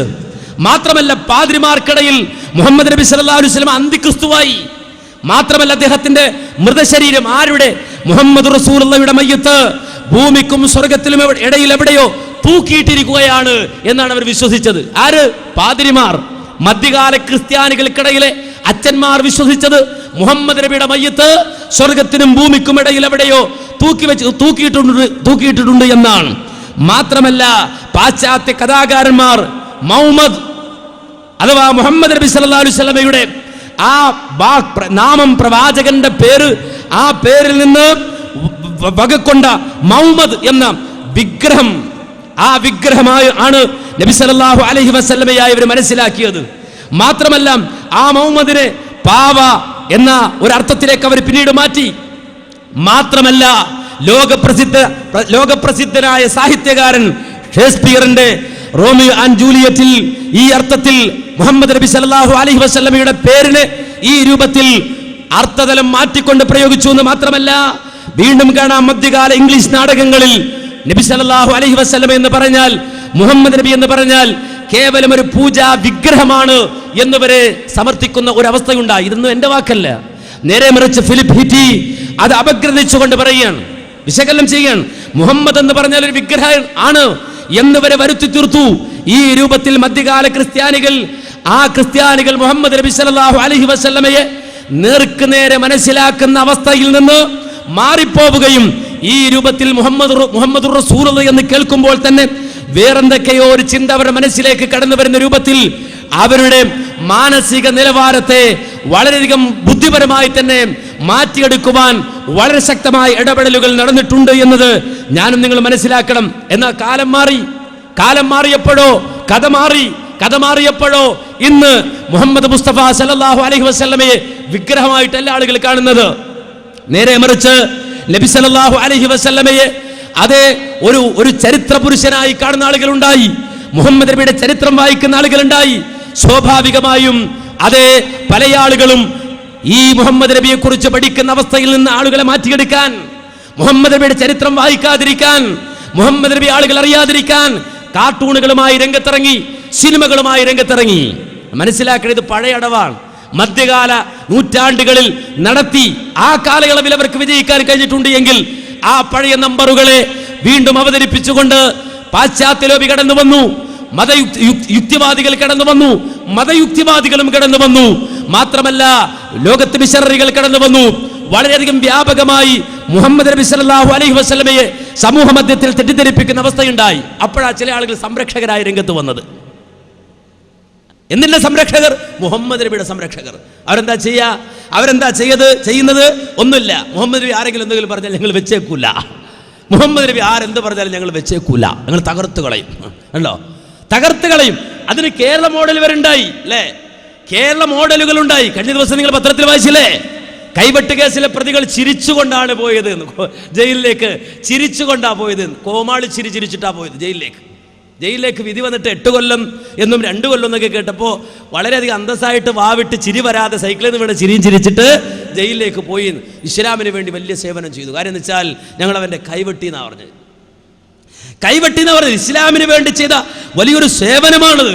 പ്രവാചകന് വേണ്ടി ചെയ്ത വലിയൊരു സേവനമാണിത് എന്നാ പറഞ്ഞത്. മാത്രമല്ല നമ്മൾ എന്താ കണ്ടത്? പാരീസിലെ ഷാർലി എബ്ദോ എന്ന ഹാസ്യമാസികയിൽ മുഹമ്മദ് നബി സല്ലല്ലാഹു അലൈഹി വസല്ലമ ആ പ്രവാചകനെ മോശമായി ചിത്രീകരിച്ചുകൊണ്ട് ഒരു കാർട്ടൂൺ വരച്ചിട്ട് ആ കാർട്ടൂൺ പുറത്തുവിട്ടിട്ട് അതുവഴിയിട്ട് പേരെടുക്കാൻ ശ്രമിച്ചു. അങ്ങോട്ട് കടന്നു ചെന്നിട്ട് ഷാർലി എബ്ദോയുടെ ഓഫീസിലേക്ക് കടന്നു ചെന്നിട്ട് വെടിവെച്ച് വീഴ്ത്തി ചില ആളുകൾ. മുഹമ്മദ് നബിയോടുള്ള ഹുബ്ബ്. അതുകൊണ്ട് എന്താ സംഭവിച്ചത്? ആ പത്രം ഇറങ്ങാതിരുന്നോ? 12 പേരെ വെടിവെച്ച് കൊന്നപ്പോ ആ പത്രം ഇറങ്ങാതിരുന്നില്ല. ഷാർലി എബ്ദോ ലോകപ്രസിദ്ധമായി. കേവലം 30,000 സർക്കുലേഷൻ മാത്രം ഉണ്ടായിരുന്ന ആ പത്രം ലക്ഷങ്ങളായി. അതിന്റെ സർക്കുലേഷൻ വർദ്ധിച്ചു. മാത്രമല്ല ലോകപ്രസിദ്ധിയാർജിച്ച ഒരു പത്രമായി അത് മാറി എന്ന് മാത്രമല്ല, വീണ്ടും രണ്ടാമതും നബി സല്ലല്ലാഹു അലൈഹി വസല്ലമയെ IS ഭീകരരോട് സാമ്യമുള്ള രൂപത്തിൽ വരച്ചിട്ട് വീണ്ടും ഷാർലി എബ്ദോയുടെ ആ ലേഖനം പുറത്തിറക്കി. മനസ്സിലാക്കേണ്ടതുണ്ട്, ഇസ്ലാമിന് വേണ്ടിയിട്ട് ത്യാഗം ചെയ്യാൻ പോയ, മുഹമ്മദ് നബിക്ക് വേണ്ടി ത്യാഗം ചെയ്യാൻ പോയ ആളുകൾ ചെയ്ത സേവന നിങ്ങൾ മനസ്സിലാക്കേണ്ടതുണ്ട്. കഴിഞ്ഞ ദിവസം അമേരിക്കയിൽ പ്രവാചകൻ സല്ലല്ലാഹു അലൈഹി വസല്ലമയുടെ കാർട്ടൂൺ വരക്കുന്ന ആളുകൾ, അവർ കാർട്ടൂൺ വരക്കാൻ ഒരുങ്ങി നിന്നപ്പോൾ അവിടെയും ചെന്നു ചില ആളുകൾ അവർക്ക് പ്രസിദ്ധി ഉണ്ടാക്കി കൊടുക്കാൻ. നിങ്ങൾ ചിന്തിച്ചു നോക്ക്, ഇങ്ങനെ നബിസേവകരായ കുറെ ആളുകൾ, പ്രവാചക സ്നേഹികളായ കുറെ ആളുകൾ, പ്രവാചകനോട് സ്നേഹം ഉണ്ടെങ്കിൽ മാന്യ സഹോദരങ്ങളെ, പണ്ട് എളാപ്പ പറഞ്ഞ പോലെയാണ്.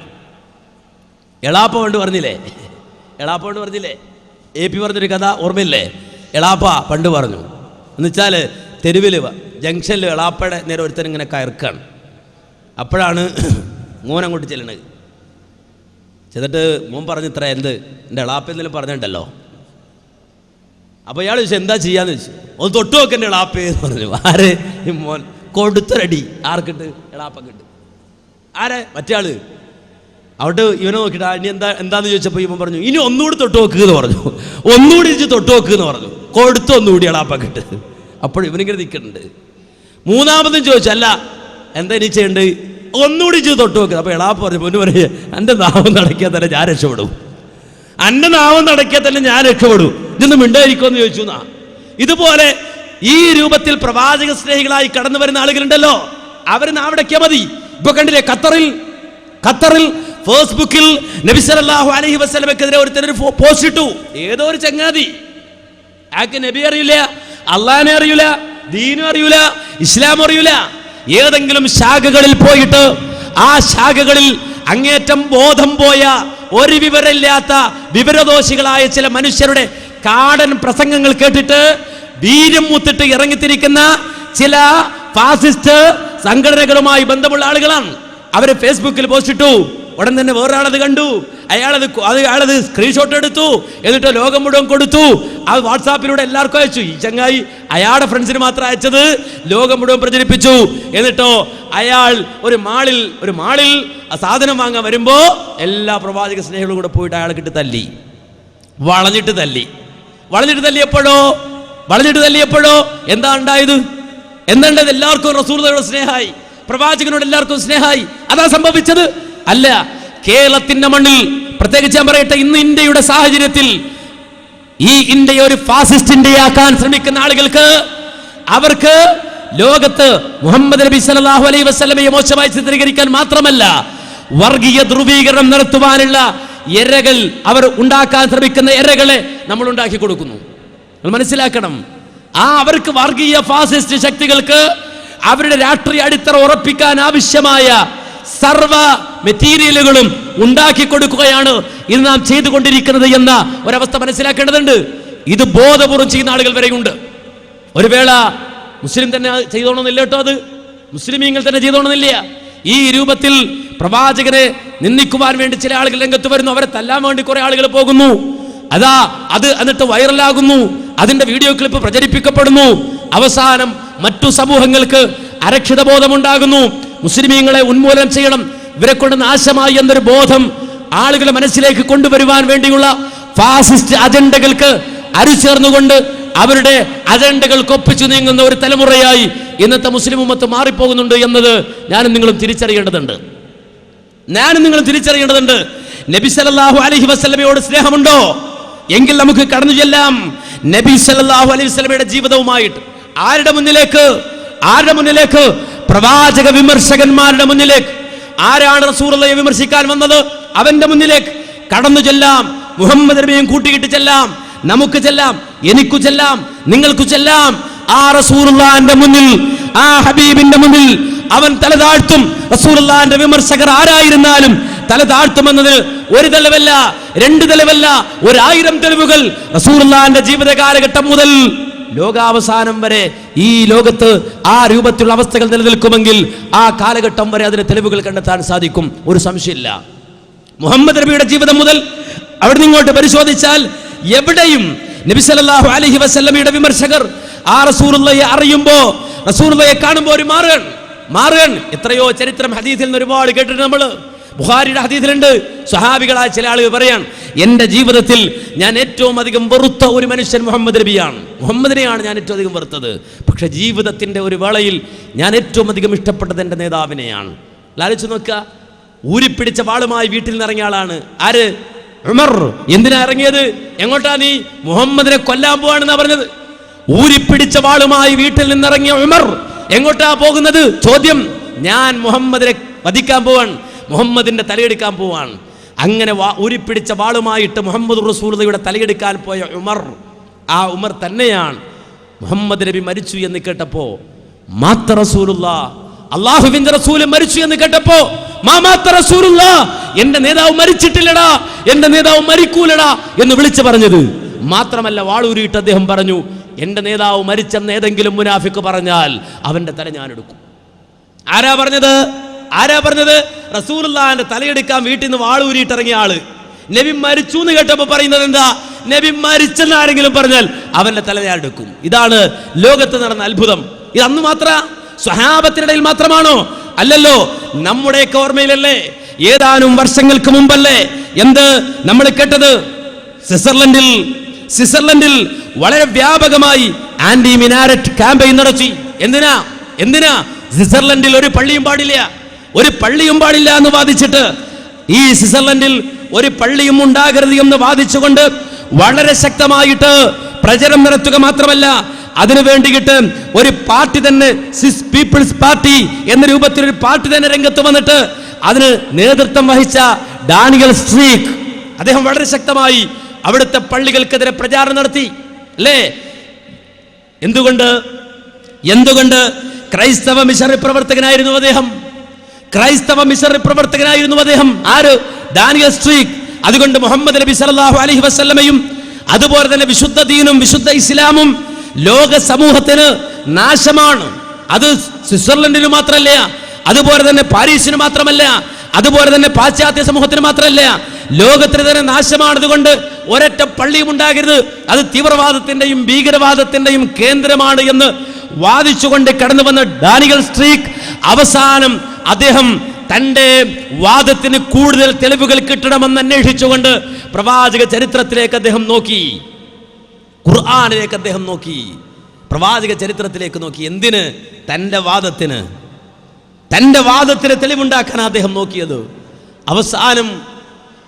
അവസാനം സ്വിസ് പീപ്പിൾസ് പാർട്ടിയുടെ നേതാവായി കടന്നു വന്ന ആന്റി മിനാരറ്റ് ക്യാമ്പയിനിലൂടെ ലോകമറിഞ്ഞ ഡാനിയൽ സ്ട്രീക്ക് പ്രഖ്യാപിച്ചു പോയി, അശ്ഹദു അല്ലാ ഇലാഹ ഇല്ലല്ലാഹ് വ അശ്ഹദു അന്ന മുഹമ്മദർ റസൂലുള്ളാഹ്. ഇന്നും മരിച്ചിട്ടില്ല അദ്ദേഹം. ഡാനിയൽ സ്ട്രീക്ക് മരിച്ചു പോയിട്ടില്ല. ഇന്നും സ്വിറ്റ്സർലൻഡിൽ 4ാമത്തെ പള്ളി പൂർത്തിയാക്കി 5ാമത്തെ പള്ളിക്ക് തറക്കല്ലിട്ടിരിക്കുന്നു. ആര്? Daniel Streich. മനസ്സിലാക്കണം, 5ാമത്തെ പള്ളിയുടെ പണി നടത്തിക്കൊണ്ടിരിക്കുകയാണ്. ആര്? Anti minaret campaign.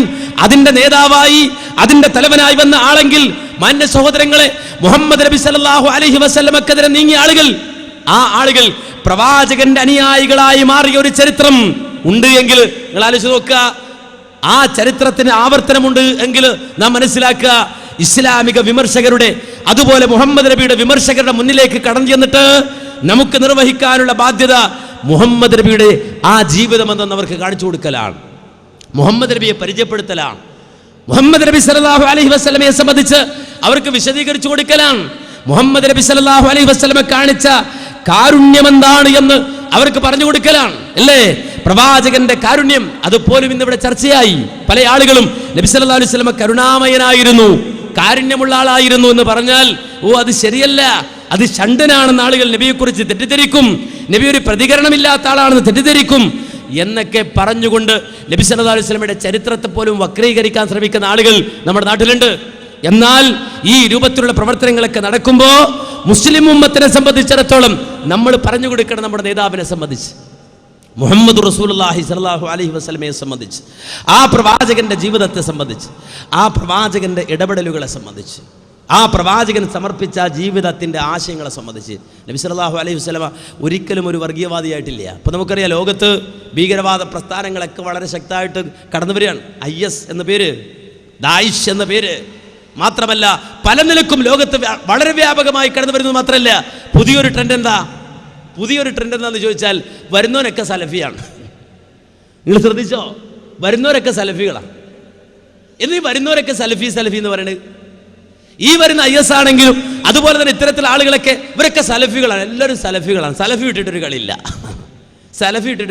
അതെന്താ അങ്ങനെ? നമ്മൾ മനസ്സിലാക്കണം, അജണ്ടകൾ തീർക്കുമ്പോൾ ആ അജണ്ടകളെ കാണാൻ നമുക്ക് കണ്ണുണ്ടാകണം. നമ്മുടെ ശത്രുക്കളുടെ കെണികളെ കാണാൻ കഴിയണം. ശത്രുവിന്റെ കെണി കാണാതെ ശത്രു അല്ലെങ്കിൽ എനിക്ക് ഉള്ള ഭക്ഷണം ദാ വിരിക്കപ്പെട്ടിരിക്കുന്നു എന്ന് വിചാരിച്ചുകൊണ്ട് മാൻപേട കാടൻ വിരിച്ച കണികിലേക്ക് പോയി വീഴുമ്പോഴാണ് മാൻപേട പിടിക്കപ്പെടുന്നത്, അത് കശാപ്പ് ചെയ്യപ്പെടുന്നത്. മനസ്സിലാക്കണം, നമ്മുടെ ശത്രു നമ്മുടെ മുന്നിലേക്ക് വരുന്നത് നമുക്ക് ഇഷ്ടപ്പെട്ട ഇരകളുമായിട്ടാണ്.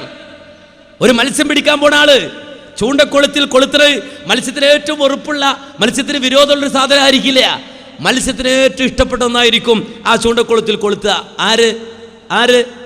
ആര്? ഈ മീൻ പിടിക്കാൻ പോണവൻ. മനസ്സിലാക്കണം, അതാ മുജാഹിർ സ്ഥാനത്ത് ഇടയ്ക്കൊന്ന് ചില ആളുകൾ ഈ ഇരയിട്ട്, ഞാൻ വിഷയം കൊണ്ടുപോകല്ല, അങ്ങനെ ചൂണ്ടക്കാരൊക്കെ ഒരുപാടുണ്ടായിട്ട്. എപ്പോഴും ചൂണ്ടക്കാരകൾ ശ്രദ്ധിച്ചോ, അവർ വരിക നല്ല ഇരകളിട്ടിട്ടാണ്. വേടൻ ആ കാട്ടിൽ താൻ ലക്ഷ്യം വെച്ച മാൻപേടയെ കുടുക്കാൻ വേണ്ടി മാൻപേടയെ ആകർഷിക്കുന്ന എന്തെല്ലാം ഉണ്ടോ അത് മുഴുവൻ വിരിച്ചിട്ടുണ്ടാവും, അത് മുഴുവൻ ഒരുക്കിയിട്ടുണ്ടാവും. എന്നിട്ട് കെണി ഉണ്ടാക്കൽ അങ്ങനെയാണ്. മാൻപേടയ്ക്ക് ഇഷ്ടപ്പെട്ടത് മുഴുവൻ ഒരുക്കിയിട്ട കാടൻ തൻ്റെ കെണി ഉണ്ടാക്കുക. ആ കെണിയിലേക്ക് ആ മാൻപേട ഇത് തനിക്കുള്ള ഭക്ഷണമാണെന്ന് കരുതി വന്ന് വീഴുമ്പോഴാണ് കാടൻ അതിനെ പൊക്കിക്കൊണ്ടുപോവുക, കശാപ്പ് ചെയ്യുക. ഇത് നമ്മൾ മനസ്സിലാക്കിയിരിക്കണം, നമ്മൾ അറിഞ്ഞിരിക്കണം. നമ്മുടെ ശത്രുവിൻ്റെ ഓരോ വലവിരിക്കലും അറിഞ്ഞിരിക്കണം. മാത്രമല്ല നമ്മുടെ ശത്രുവിൻ്റെ അജണ്ടകൾ നാം കണ്ടിരിക്കണം. അല്ലെങ്കിൽ ആ പാവപ്പെട്ട മാൻപേടയെ പോലെ നമ്മുടെ ശത്രുവിൻ്റെ വലയിലെ ഇരയായി ഞാൻ നിങ്ങൾ മാറും. തിരിച്ചറിയണം. എന്താ ഇപ്പൊ സലഫി എന്ന് പറയുന്നത്? മനസ്സിലാക്കണം. ലോകത്ത് സാമ്രാജ്യത്വ ശക്തികൾ കടന്നുകയറ്റം നടത്തിയപ്പോ ലോകവ്യാപകമായി ഇതിനെ പ്രതിരോധിച്ചത് ആരാണ്? സലഫികളാണ്. കോളനി വാഴ്ചയിലൂടെ ലോകത്താധിപത്യം സ്ഥാപിക്കാൻ ശ്രമിച്ച മിഷനറികളെ പിടിച്ചുകെട്ടിയതാരാ? സലഫികളാണ്. മുഹമ്മദ് നബിയെ ആക്ഷേപിക്കുവാൻ വേണ്ടി കടന്നു വന്ന മിഷനറികളുടെ കുതന്ത്രങ്ങളെ ലോകത്തിന് മുന്നിൽ തകർത്തെറിഞ്ഞവരാരാ? ലോക ചരിത്രം പരിശോധിച്ചാൽ കാണാം, സലഫികളാണ്. അതുകൊണ്ട് മുസ്ലിം ഉമ്മത്തിൽ നിന്ന് ആദ്യം സലഫികളെ അകറ്റാൻ വേണ്ടി അവര് പദ്ധതി ആവിഷ്കരിച്ചു. അതുകൊണ്ട് ഈ സലഫികൾ എന്ന് പറഞ്ഞാൽ അവർ രണ്ടാം തരക്കാരാണെന്ന് വരുത്താൻ വേണ്ടിയിട്ട് വഹാബികളാണ് ഇവരെന്ന് പറഞ്ഞു. വഹാബികൾ ആദ്യം നമുക്ക് വഹാബി എന്ന് വിളിച്ച് ആരാ? കാന്തോറസുല്ലികളാ? അല്ല, ബ്രിട്ടീഷുകാരനാണ് വഹാബി എന്ന് വിളിച്ച്. ആരെ? നമ്മളെ സലഫികളെ, ലോക സലഫികളെ വഹാബികൾ എന്ന് വിളിച്ചു. മാത്രമല്ല മുഹമ്മദ് ബിൻ അബ്ദുൽ വഹാബ് എന്ന മുജദ്ദിദിനെ, പരിഷ്കർത്താവിനെ, മുജദ്ദിദിനെ അതേ ചാരനായി ചിത്രീകരിച്ചു എന്ന് മാത്രമല്ല, ഹംഫറിന്റെ ഡയറി കുറിപ്പ് എഴുതി. ബ്രിട്ടീഷ് ചാരനായ ഹംഫറിന്റെ ഡയറി കുറിപ്പ് SYS ബുക്ക് സ്റ്റാൾ വിൽക്കുന്നുണ്ട്. മലയാളത്തിൽ അതിന്റെ പരിഭാഷ എന്താണ്? ഹംഫർ എന്ന ബ്രിട്ടീഷ് ചാരൻ മുഹമ്മദ് ബിൻ അബ്ദുൽ വഹാബിനെ വളക്കാൻ അതേ മാതളത്വം തുളുമ്പുന്ന സ്ത്രീകളെയും കൊണ്ട് കടന്നു വന്ന ഹംഫർ എന്ന ബ്രിട്ടീഷ് ചാരൻ. ആ ഹംഫറിന്റെ ഡയറി കുറിപ്പ് അത് ലോക ഭാഷകളിലാക്കി പ്രചരിപ്പിച്ചു. എന്ത്? മുഹമ്മദ് അബ്ദുൽ വഹാബ് ഹംഫറിന്റെ ആളാണ്, ബ്രിട്ടീഷിന്റെ ആളാണ് എന്നൊക്കെ വരുത്തി തീർക്കാൻ വേണ്ടി. നിങ്ങൾ മനസ്സിലാക്കണം. മാത്രമല്ല ആ രൂപത്തിൽ മുഹമ്മദ് അബ്ദുൽ വഹാബിനെ കൊള്ളരുതാത്തവനായി ചിത്രീകരിച്ചിട്ട് ആ മുഹമ്മദ് അബ്ദുൽ വഹാബിന്റെ അനുയായികളാണ് ഇവിടെയുള്ള സലഫികൾ, അതുകൊണ്ട് അവർ വഹാബികളാണ് എന്ന പ്രചരണം ബ്രിട്ടീഷുകാർ നടത്തിയപ്പോ അന്ന് എഴുന്നേറ്റ് വന്നു ആര്? സലഫികൾ. ലോകത്തിന്റെ മുന്നിൽ കെണി തിരിച്ചറിഞ്ഞു. ആരുടെ കെണി? ബ്രിട്ടീഷുകാരന്റെ കെണി. ആ കെണി തിരിച്ചറിഞ്ഞിട്ട് ഉറക്കെ പ്രഖ്യാപിച്ചു. ബ്രിട്ടീഷുകാരന്റെ മുഖത്ത് നോക്കി അല്ല, സലഫികളുടെ വിമർശകരുടെ മുഖത്ത് നോക്കിയിട്ട് സലഫികൾ ഉറക്കെ പ്രഖ്യാപിച്ചു. എന്ത്? ഇൻകാന താബിഉ അഹ്മദി മുതവഹിബാ ഫഅനൽ മുഖിറു ബിഅന്നനി വഹാബി. മഹാനായ മുഹമ്മദ് റസൂലുള്ളാഹി സ്വല്ലല്ലാഹു അലൈഹി വസല്ലമയെ അനുധാവനം ചെയ്തതിന്റെ പേരിലാണ് ഞങ്ങളെ നിങ്ങൾ വഹാബികൾ എന്ന് വിളിക്കുന്നതെങ്കിൽ ഫഅനൽ മുഖിറു ബിഅന്നനി വഹാബി, ഉറപ്പിച്ചും തറപ്പിച്ചും ഞങ്ങൾ പറയുന്നു ഞങ്ങൾ വഹാബികൾ തന്നെയാണ്. അംഫിശ് ശരീക അനിൽ ഇലാഹി ഫലൈസ ലീ റബ്ബു സിവൽ മുതഫരിദിൽ വഹാബി. ഏകനായ വഹാബായ അല്ലാഹുവിന് പുറമെയുള്ള സർവ പങ്കാളികളെയും ഞങ്ങൾ നിഷേധിക്കുകയാണ്. ലാ ഖുബ്ബത്തുൻ തുർജാ വലാ വതനുൻ വലാ ഖബറുൻ ലഹു സബബുൻ മിനൽ അസ്ബാബി. ഒരിക്കലും അല്ലാഹു സുബ്ഹാനഹു വ തആല ഒരു കുബ്ബയെയും ഒരു വിഗ്രഹത്തെയും ഒരു ഖബറിനെയും അതേ നമുക്കുള്ള സബബുകളാക്കിയിട്ടില്ല, നമുക്ക് സ്വീകരിക്കാനുള്ള ആ കാരണങ്ങളാക്കിയിട്ടില്ല. ഇത് മുമ്പ് പാടിയത് ഇപ്പൊ ഒന്നുകൂടെ കേട്ടി പാടിയാൽ മതി. എന്ത്? ഒന്നുകൂടെ കേട്ടി പാടിയാൽ മതി. എന്ത്? ലാ ഖുബ്ബത്തുൻ തുർജാ വലാ ജിന്നു വലാ ഖബ്റുൻ ലഹു സബബുൻ മിനൽ അസ്ബാബി. അല്ലാഹു സുബ്ഹാനഹു വ തആല ഒരു ജിന്നിനെയോ ഒരു ഖബറിനെയോ അതല്ല എങ്കിൽ ഒരു വിഗ്രഹത്തെയോ അതല്ലെങ്കിൽ ഒരു കുബ്ബയെയോ നമുക്കുള്ള സബബാക്കിയിട്ടില്ല. ഇതൊക്കെ പറഞ്ഞതിന്റെ പേരിലാണ് നിങ്ങൾ ഞങ്ങളെ വഹാബി എന്ന് വിളിക്കുന്നതെങ്കിൽ ഫഅനൽ മുഖിറു ബിഅന്നനി വഹാബി, ഞങ്ങളിതാ ഒന്നാമതായും രണ്ടാമതായും മൂന്നാമതായും ഉറപ്പിച്ചും തറപ്പിച്ചും പറയുന്നു ഞങ്ങൾ വഹാബികളാണ്. ചീറ്റിപ്പോയി, വഹാബി തന്ത്രം ചീറ്റിപ്പോയി അല്ലേ? മുമ്പ് മുജാഹിദ് എന്ന് വിളിക്കോ, ആരെങ്കിലും സലഫി എന്ന് വിളിക്കോ, വഹാബിന. ഇപ്പോഴും നാളെ APക്കാർ ചില പരിപാടി നടത്തുമ്പോൾ കാണാം പോസ്റ്റർ വഹാബികൾക്ക് മറുപടി. വഹാബികളും അല്ല അവര്, വഹാബികള് സാധുക്കള്. നിങ്ങൾ മനസ്സിലാക്കണം. അത് പഴയതിലേക്ക് കൊണ്ടുപോകാൻ നോക്കണം. ഇതൊക്കെ പഴയ അജണ്ട, പഴയ അച്ചൊക്കെ അവിടെ തന്നെ ഉണ്ട്. അങ്ങോട്ട് വീണ്ടും കൊണ്ടുപോകും. ആ പഴയ അച്ഛൻ സീലൊക്കെ ഒന്ന് അടിച്ചു നോക്കുക, അടിച്ചാലേക്കൂല. അത് കഴിഞ്ഞുപോയി. ഞാൻ പറഞ്ഞില്ലേ, കാർട്ടൂൺകാർ മാത്രമല്ല, 9-ാം നൂറ്റാണ്ടിൽ റസൂലുള്ളാഹിന്റെ കാർട്ടൂൺ വരച്ചിട്ടുണ്ട്. ഗ്രീക്ക് ചരിത്രകാരൻ വളരെ മോശമായിട്ട് 9-ാം നൂറ്റാണ്ടിൽ. മനസ്സിലാക്കണം. ആ 9-ാം നൂറ്റാണ്ടിലെ പഴയ അച്ചെടുത്ത് ഇപ്പോ ഡെൻമാർക്കിലും പാരീസിലും സ്വിറ്റ്സർലൻഡിലും അങ്ങനെ പാശ്ചാത്യ രാജ്യങ്ങളിൽ അതേ വീണ്ടും ആ പഴയ അച്ചെടുത്ത് പ്രയോഗിക്കുമ്പോൾ അത് കുറെ കണ്ടതാ. നമ്മൾ പറയണം, നമുക്ക് പറയാൻ കഴിയും. നമുക്ക് ഇതൊരുപാട് കണ്ടതാ കൂട്ടരെ. അതുകൊണ്ട് മുസ്ലിങ്ങൾ കുറഞ്ഞു പോയിട്ടില്ല, മുഹമ്മദ് അനുയായികൾ കുറഞ്ഞു പോയിട്ടില്ല, ഇതൊന്നും കൊണ്ട് കുറഞ്ഞു പോയിട്ടില്ല. ഇതുപോലെ ഈ തന്ത്രം കൊണ്ട് ഒരിക്കലും സലഫിയത്ത് പുറകോട്ട് പോയില്ല. അവർ മുന്നോട്ട് വന്നു. ശക്തമായി നിലകൊണ്ടു. അപ്പോഴാ പുതിയ വേറെ അജണ്ടകൾ വന്നത്. സലഫിയത്തിനെ മുഴുവനും ടാർഗറ്റ് ചെയ്യപ്പെട്ടത്. ലോക സലഫികളെ ടാർഗറ്റ് ചെയ്തത് അല്ലേ? ലോക സലഫികളെ ടാർഗറ്റ് ചെയ്തു. എങ്ങനെ ടാർഗറ്റ് ചെയ്തത് നിങ്ങൾ മനസ്സിലാക്കണം. ലോകത്ത് ബ്രിട്ടീഷ് ആധിപത്യ കാലഘട്ടത്തിൽ ഇന്ത്യ മഹാരാജ്യത്ത് രൂപം കൊണ്ട ഏറ്റവും വലിയ ഒരു തിന്മയുണ്ട്. ഏറ്റവും വലിയ ഇസ്ലാമിന്റെ പേരിൽ, ഇസ്ലാമിക സമൂഹത്തിന്റെ പേരിൽ രൂപം കൊണ്ട വലിയൊരു തിന്മ നിങ്ങൾ ചെറുതായി കാണരുത്. ഇപ്പൊ ചില ആളുകൾക്ക് അതിനെപ്പറ്റി അറിയില്ല. ചില സാധുക്കൾ മറന്നുപോയി വിഷയങ്ങൾ. ചില സാധുക്കൾ വിഷയങ്ങളൊക്കെ മറന്നുപോയി. ഇന്ത്യ രാജ്യത്ത് രൂപം കൊണ്ട ഏറ്റവും വലിയ വിഷവിത്ത് മനസ്സിലാക്കണം.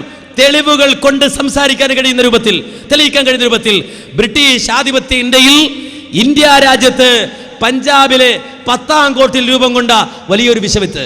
രണ്ട് സംഗതിയാണ് അന്ന് പഞ്ചാബിൽ നിന്നുണ്ടായത്. രണ്ട് സംഗതികളാണ് ആ കാലത്ത്. ഏത് കാലത്ത്? ബ്രിട്ടീഷ് ആധിപത്യ ഇന്ത്യയിൽ രണ്ട് സംഗതികളാണ് പഞ്ചാബിൽ നിന്ന് വന്നത്. ഒന്ന്, പഞ്ചാബിലെ കാദിയാനിൽ നിന്ന് കാദിയാനിസം. രണ്ട്, പഞ്ചാബിലെ പത്താംകോട്ടിൽ നിന്ന് മൗദൂദിസം.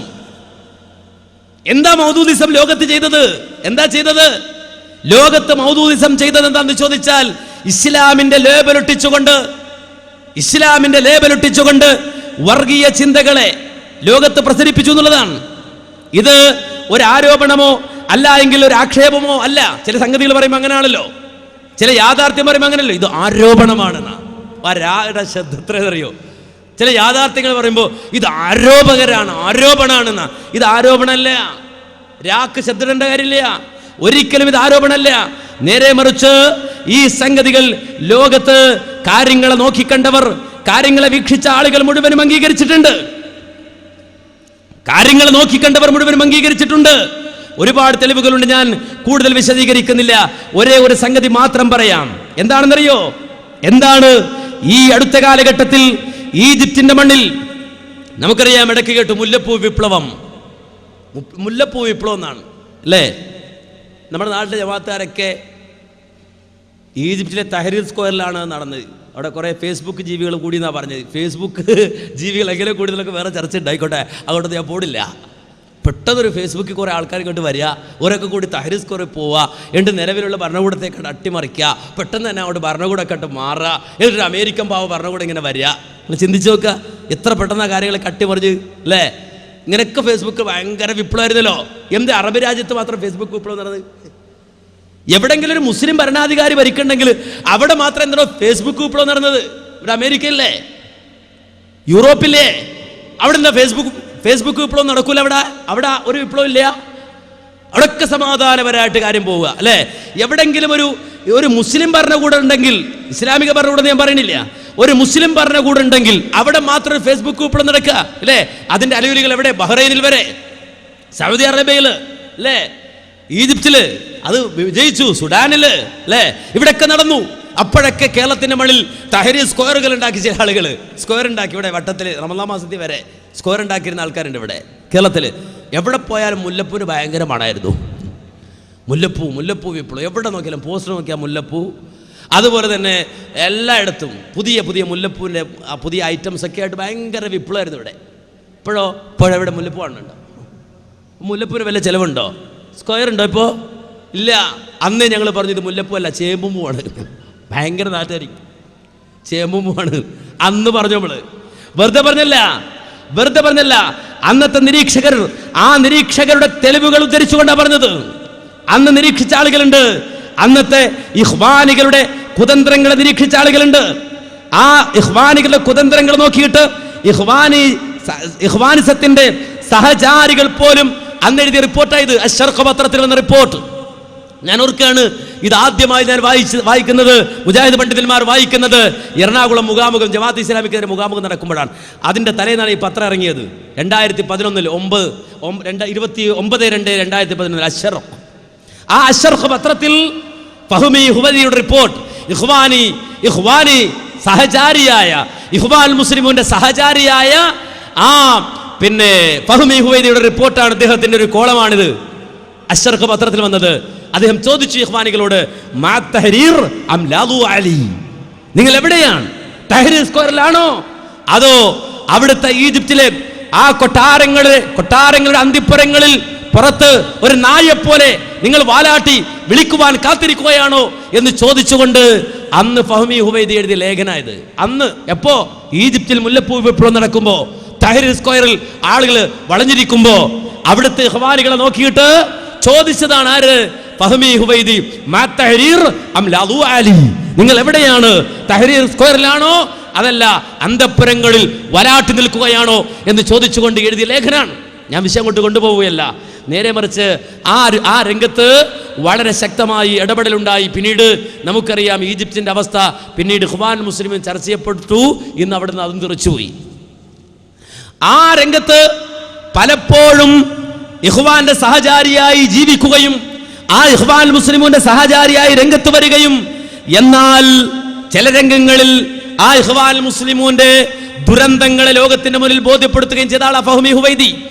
ആ ഫഹ്മി ഹുവൈദി ഇഖ്വാനിസത്തിന് അരുനിന്നുകൊണ്ട് തന്നെ എഴുതിയ അദ്ദേഹത്തിന്റെ അൽ ഖുർആൻ വസുൽത്താൻ എന്ന ഗ്രന്ഥം, ആ ഗ്രന്ഥത്തിൽ അൽ ഖുർആൻ വസുൽത്താൻ എന്ന ഗ്രന്ഥത്തിൽ ഫഹ്മി ഹുവൈദി രേഖപ്പെടുത്തി, അക്തറുർ റുദൂദി ശുയൂഅൻ ബൈനൽ ഇസ്ലാമിയ്യീന അൽആൻ ഇബാറത്തു ഹുകൂമത്തില്ലാ التي يأتي بها حزب الله لتعلى كلمة الله هم دعاة حاكمية الله وهو التعبير الذي سكه الفقيه الباكستاني الكبير أبو العلا مودودي واستخدمه وطوره في العالم على ربيع السيد قطب أصبح يطل صراحة وضمنا من بين كتابات كثيرة تتراوح بين الرسائل الجامعية للدكتورات ومنشورات الجمعيات السرية والمتطرفة من إندونيسيا والجزائر.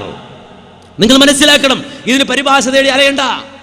ഈ വാചകത്തിന്റെ പരിഭാഷ തേടിയിട്ട് ഒരാളുടെ പുറകിലും പോകണ്ട. നേരെ മറിച്ച് IPH ബുക്ക് സ്റ്റാളിൽ നിങ്ങൾ ചെല്ലുക, എന്നിട്ട് ഇബാദത്തിന് സമഗ്ര പഠനമെന്ന KCയുടെ ബുക്ക് വാങ്ങുക. ആ KCയുടെ ബുക്കിന് ഒരു അവതാരികയുടെ ആമുഖമുണ്ട്. ആ ആമുഖത്തിൽ ഫഹ്മി ഹുവൈദിയുടെ അൽ ഖുർആൻ വസുൽത്താൻ എന്ന പുസ്തകത്തിലെ 138 139 പേജുകളിൽ പറഞ്ഞ ഈ വാചകത്തിന്റെ പരിഭാഷ കേരള ജമാഅത്തെ ഇസ്ലാമിയുടെ അമീറായിരുന്ന KC തന്റെ ഇബാദത്തിന് സമഗ്ര പഠനം എന്ന പുസ്തകത്തിന്റെ ആമുഖത്തിൽ എഴുതി വെച്ചിട്ടുണ്ട്. എന്താ പറഞ്ഞറിയോ? മൗദൂദി ആവിഷ്കരിച്ച ഹാക്കിമിയത്തുള്ള വാദം, ആ ഹാക്കിമിയത്തുള്ള വാദം അറബി ലോകത്ത് സയ്യിദ് ഖുത്ബ് ഏറ്റെടുത്തു, അറബി ലോകത്ത് സയ്യിദ് ഖുത്ബ് പ്രചരിപ്പിച്ചു. അങ്ങനെ അറബി ലോകത്ത് സയ്യിദ് ഖുത്ബിന്റെ ആ ഗ്രന്ഥങ്ങൾ വഴി ഹാക്കിമിയത്തുള്ള വാദം പ്രചരിക്കുന്ന കാലഘട്ടത്തിലാണ് ബഹുമാനായ ഉമർ മൗലവി കേരളത്തിന്റെ മണ്ണിൽ നിന്നുകൊണ്ട് ഇടപെട്ടത്. അറബി ലോകത്ത് ഇടപെട്ടത് ആര്? നമ്മുടെ തിരൂർക്കാട്. ആ തിരുക്കാടിന്റെ പേരിൽ അറിയപ്പെടുന്ന വെളിയങ്കോട്ടുകാരനായിരുന്ന മഹാനായ ഉമർ മൗലവി അറബി ലോകത്ത് ഇടപെട്ടിട്ട് ഈ രംഗത്ത് മൗദൂദി ആവിഷ്കരിച്ച സയ്യിദ് ഖുത്ബ് പ്രചരിപ്പിച്ച ഈ പിഴച്ച വാദത്തെ നഖശിഖാന്തം എതിർത്തുകൊണ്ട് ലേഖനം എഴുതിയത് ഇബ്നു ബാസിന്. നിങ്ങൾക്കറിയാം 30-37ഓളം വാള്യങ്ങളുള്ള ഫതാവ ഇബ്നു ബാസിന്റെ ഫതാവയിൽ 2ാം വാള്യത്തിന്റെ 1ാമത്തെ ഫത്വയിലും 5ാം വാള്യത്തിലും 2 തവണയാണ് ഉമർ മൗലവിയെ പരിചയപ്പെടുത്തുന്നത്. നിങ്ങൾ മനസ്സിലാക്കണം, എവിടുന്ന്? ഈ കേരളത്തിന് ഇവർ സാധാരണ ജമാഅത്ത് ഇസ്ലാമിക്കാർ പറയാണെന്ന് വെച്ചാൽ ഇവർക്ക് ഈ കേരളത്തിൻ്റെ ഇട്ടാവട്ടത്തിലെ ഒരു പൊട്ടക്കിണച്ചിൻ്റെ ഉള്ളിൽ മാത്രം കഴിയണ ഈ മുജാഹിദുകൾ എന്നൊക്കെ പറയുന്നത് ഇട്ടാവട്ടം. ആ പറയുന്ന ആൾക്കാർ 2 വട്ടമുള്ള ആൾക്കാരാണ്. നിങ്ങൾ 2 വട്ടത്തിൽ അറിയപ്പെടുന്ന ആൾക്കാരാണ് പലപ്പോഴും പറഞ്ഞിരുന്നത്. ആയിക്കോട്ടെ, അങ്ങനെ ഈ ഇട്ടാവട്ടത്തിൽ ഈ ഒരു പൊട്ടക്കിണച്ചിൻ്റെ ഉള്ളിൽ ഒരു പൊട്ടത്തവളയായി കഴിഞ്ഞ മുജാഹിദുകളാണെന്ന് അവർ പറയാറ്. പക്ഷെ അങ്ങനല്ല. അറബി ലോകത്തിൽ നിന്നും അതിന്റെ തെളിവ് അവശേഷിക്കാൻ നിങ്ങൾ പറിച്ചു നോക്ക്. ഫതാവ ഇബ്നു ബാസിന്റെ 2ാം വാള്യത്തിന്റെ 1ാം ഫത്വ, 5ാം വാള്യം, 2ഇടത്തും പരിചയപ്പെടുത്തുന്നുണ്ട് ആരെ? മഹാനായ ഉമർ മൗലവിയെ. ഉമർ മൗലവിക്ക് കൊടുക്കുന്ന ഒരു ഡെസിഗ്നേഷൻ ഉണ്ട്. എന്താണെന്നറിയോ? സാഹിബു മജല്ലത്തി സൽസബീൽ പത്രത്തിന്റെ ആള് ഉമർ മൗലവി. നിങ്ങൾ ആലോചിക്കുക, കേരളത്തിന്റെ മണ്ണിൽ മാത്രമല്ല ലോകമൊട്ടാകെ ഈ ഹാക്കിമിയത്തുള്ള എന്ന പിഴച്ച വാദത്തിനെതിരെ അടരാടി ആര്? ഉമർ മൗലവി. അതുപോലെ തന്നെ സൽസബീൽ. ഇപ്പം മടവൂരികൾ പറയാണ് അതൊക്കെ വെറുതെ അതിവാദമായിരുന്നു. ആരുടെ അതിവാദം? അത് ഉമർ മൗലവിയുടെ അതിവാദങ്ങളായിരുന്നുവെന്ന് പ്രബോധനത്തിൽ ലേഖനം എഴുതുന്ന മടവൂരികൾ ചിന്തിക്കണം, ആലോചിക്കണം. അതിവാദമാണെന്ന് അറബി ലോകത്തെ പണ്ഡിതന്മാർ പറഞ്ഞില്ല. നേരെ മറിച്ച് അബുൽ അഅ്ലാ മൗദൂദിക്ക് ബിർബാസ് കത്തെഴുതിയപ്പോഴും പറഞ്ഞു, ഞാൻ അതേ ഉമർ മൗലവി എന്ന് പറയുന്ന ആൾ എന്നെ ഇത് ബോധ്യപ്പെടുത്തിയിട്ടുണ്ട്, ഞാൻ എങ്ങനെ മനസ്സിലാക്കിയിട്ടുണ്ട്, മലബാറിൽ നിന്ന് ചില ആളുകൾ എന്നോട് ഈ വിവരം പറഞ്ഞിട്ടുണ്ട് എന്ന് അബുൽ അഅ്ലാ മൗദൂദിക്ക് കത്തെഴുതിയ വിവരം പറയുമ്പോഴും അബുൽ അഅ്ലാ മൗദൂദിയെ തിരുത്താൻ ബിർബാസ് കത്തെഴുതുമ്പോഴും പറഞ്ഞത് ഇബ്നു ബാസിന്റെ ഫതാവയിൽ നിങ്ങൾക്ക് കാണാൻ കഴിയും. അത് വലിയൊരു വിഷയമാണ്, ഞാൻ അങ്ങോട്ട് പോവല്ല, വേണ്ടി വന്നാൽ ജനങ്ങളെ ബോധ്യപ്പെടുത്തേണ്ട കാര്യവുമാണ്.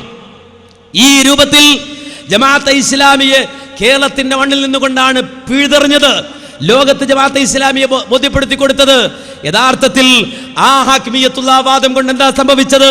ഫഹ്മി ഹുബൈദി പറയാണ് എന്താണെന്നറിയോ? ഈ ഹാക്കിമിയത്തുള്ള വാദം ആ സയ്യിദ് ഖുത്ബ് വഴി അറബി ലോകത്ത് അങ്ങ് പ്രചരിച്ചു കഴിഞ്ഞപ്പോ അതുവഴി ഉണ്ടായ ദുരന്തം എന്തെന്ന് ചോദിച്ചാൽ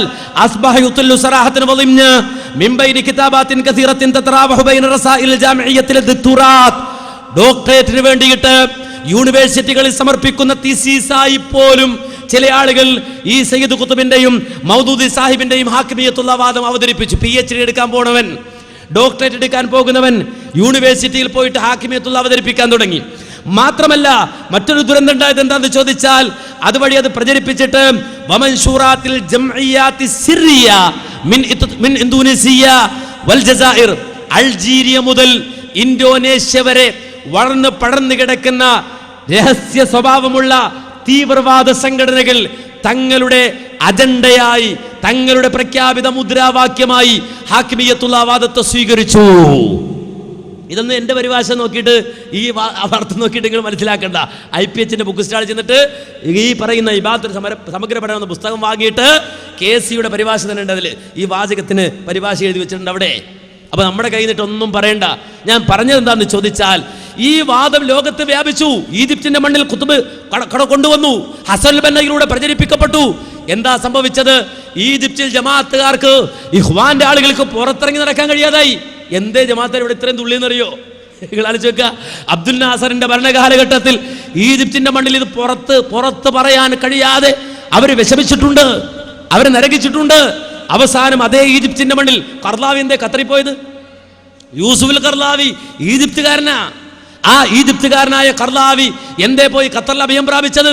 കർലാവിക്ക് ഒരിക്കലും ഈജിപ്തിൽ ജീവിക്കാൻ അവകാശം ഉണ്ടായിരുന്നില്ല.